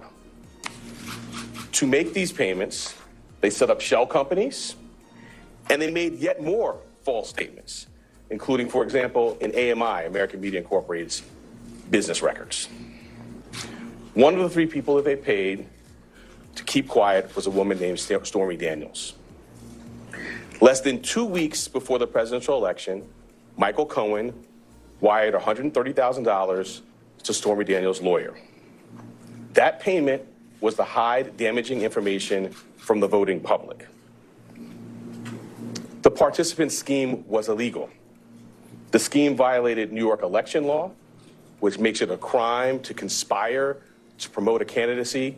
I wish we'd prosecuted a hell of a lot more presidents. The $130,000 wire payment exceeded the federal campaign contribution cap, and the false statements in AMI's books violated New York law. That is why Mr. Trump made false statements about his payments to Mr. Cohen. He could not simply say that the payments were a reimbursement for Mr. Cohen's payments you're sad. to Stormy Daniels. To do so, to make that true statement, would have been to admit a crime. I love Residue. Just keeps throwing gas on the fire. I love you. Fictitious legal services in 2017 to cover up actual crime committed the prior year. And in order to get Michael Cohen his money back, they planned one last false statement. In order to complete the scheme, they planned to mischaracterize the repayments to Mr. Cohen as income to the New York State tax authorities. North Crack-a-laggy. And that which was charged by the grand jury is felony criminal conduct in New York State. True and accurate business records are important everywhere, to be sure. They are all the more important in Manhattan, the financial center of the world. That is why we have a history in the Manhattan DA's office of vigorously enforcing white-collar crime. Including the talented... I don't know if I said hey to you. ...earlier today, has charged hundreds of felony falsifying business records. This charge, it can be said, is the bread and butter of our white you owe me $23, actually. And fraud presents itself in all different forms here in Manhattan. I'll let you borrow it. Fucking business records for those who violate about 2 weeks. bank secrecy laws. Why am I not at work? I took a break from doing my work to bring this stream to you, which you are watching. Who committed tax violations. Hilgen, my friend. I am a motherfucking video editor. People pay me to edit their video and their audio. Allegations that someone lied again and again to protect their interests and evade the laws No gerbs for Dustin. Accountable. As this office has done time and time again, we today uphold our solemn responsibility to ensure that everyone stands equal before the law. Punish Trump or no amount of money and no amount of power changes that enduring American principle. I'll now take questions. So we're going to take a limited number of questions. There are no follow-up questions. One question per reporter. I will call on you. And again, we have limited time. Thank you. The first question will be Rick. Why now? Crimes Against Humanity is a party favor, a game you play with cards with your friends. We conducted a thorough and rigorous investigation, as we're known to do, at the Manhattan District Attorney's Office. I've been doing this for 24 years and am no stranger to rigorous, complex investigations. I bring cases when they're ready. Having now conducted a rigorous, thorough investigation, the case was ready to be brought. Don't go messaging people in my fucking chat, you weirdo. Mr. Bragg, the indictment says that there were 34 false business records. And they were done concealed another crime, but the indictment does not specifically say what those crimes were. We are assuming, perhaps, that they might be election-related. I'm wondering if you can specify what laws were also broken. Right. As an initial matter, the indictment doesn't specify that because the law does not so require. In my remarks, I mentioned a couple of laws, which I will highlight again now. The first is New York State election law, which makes it a crime to conspire to promote a candidacy by unlawful means. I further indicated a number of unlawful means, including more additional false statements, including statements that were planned to be made to tax authorities. Are you trolling? Well, then go back to work. Get the fuck out of here. On contribution limits. But why weren't there those crimes charged? Why wasn't he charged with those crimes? Well, I'm not going to go into our deliberative process on what was brought. The charges that were brought were the ones that were brought. The evidence in the law is the basis. You're just feeding it. I do a fucking news show. I think I do a pretty good job of keeping people honest around here. You see Trump's plane taking off on the left. Needed to be answered in order to bring a case, with this magnitude. I'm not going to go chapter. Thank you, Warlord, my biggest fan. What I will say is, I believe the time period you're talking about, I've been in office for a couple of months. The investigation, in my view, was not concluded into the conduct in particular that is the basis for the charges today. Since that time, we've had more evidence made available to the office and opportunity to meet with additional witnesses. So, as I said earlier, I've been doing this for 24 years. Yes. I don't. Yes, Republicans are smart. Prior to a thorough and rigorous investigation, now having done so, the case has been brought. Mr. Bragg, Garrett Hake with NBC News. Your predecessor took a hard look at this case and decided not to charge it. Federal prosecutors took a hard look at this case. California is not running a deficit. It's been running a budget surplus. Did you decide to charge this, or they've literally been giving their just mentioned we have citizens refunds that was not in the office's possession prior to my time here. And as to your part of your question about the federal, we have a distinct and strong, I would say profound, independent interest in New York State. This is the business capital of the world. We regularly do cases involving false business statements. The bedrock, in fact, the basis for business integrity and a well-functioning business marketplace is true and accurate record keeping. That's the charge that's brought here, falsifying New York State business records. Yeah. Thank you. DA Brad, I'm just going to read back one line from your statement of facts. The participants also took steps that mischaracterized for tax purposes the true nature of payments and furtherance of the scheme. You allege former President Trump was one of the participants who mischaracterized the payments for tax purposes. I'm not going to go beyond the plain language statement of facts, which I think speaks for itself. John Andrew. Brad, can you please welcome. Strengthen the evidence that Trump personally intended violating state election law, including actions that are charged in the indictment? So the charge is falsifying business records. The charge requires, as I specified, criminal conduct that was concealed. One of the concealed crimes we allege is New York State election law. I sort of went through, and our statement of facts, which I think many of you have in front of you, goes through things including, text messages, emails, contemporaneous phone records. Little does he know that he is indeed encouraging us to be more brain dead. Public courtroom in downtown Manhattan. Last question is Jonah. Yeah, Greg, the charges are related to the hush money payments to Stormy Daniels. Okay, the charges won't stick, but you're completely upset about them. Can you comment on how those players are related to the charges you've brought or to the case overall? Well, if you've been paying attention, my friend, you would know that it would be 34 different documents that he made a false statement on, and there's the reason why there's 34 counts. It is 34 business But you weren't paying attention. We covered that. 34 false statements and business records that were concealing criminal conduct. And the earlier question about New York State election law, when I talked about conspiracy to promote a candidacy by unlawful means. Those unlawful means, we allege, include the conduct set forth in the statement of facts, which is, additional false statements separate and apart from the charged ones in AMI. Fair enough, Mad. Planned false statements to taxing authorities.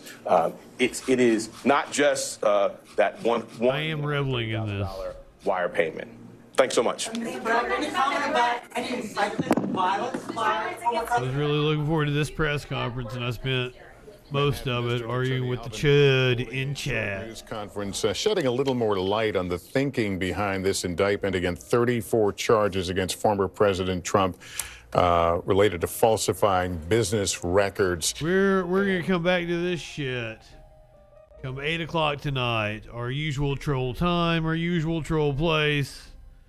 I'm gonna sign off for right now. I do owe you guys like a fucking puppy video or something though before I get out of here, don't I? I would be a horrible person. We'll do the one from last night. I feel like no one stuck around for the animal video last night. We'll do the puppy taking a shower. That seems like a good idea. We're going to be back 8 p.m. tonight. Since it's indictment day, it's the day that Justin cuts his hair. Gonna shave it all off. Gonna happen tonight on stream, 8 o'clock. 8:15. We've got Trump live from Mar-a-Lago. So it's going to be a busy night. We're going to have a lot of fun. Warlord, I did not see you hit the weed. I did not see clinically hit the... I'm going to have to fucking go and check my my alerts. They don't seem to be working correctly.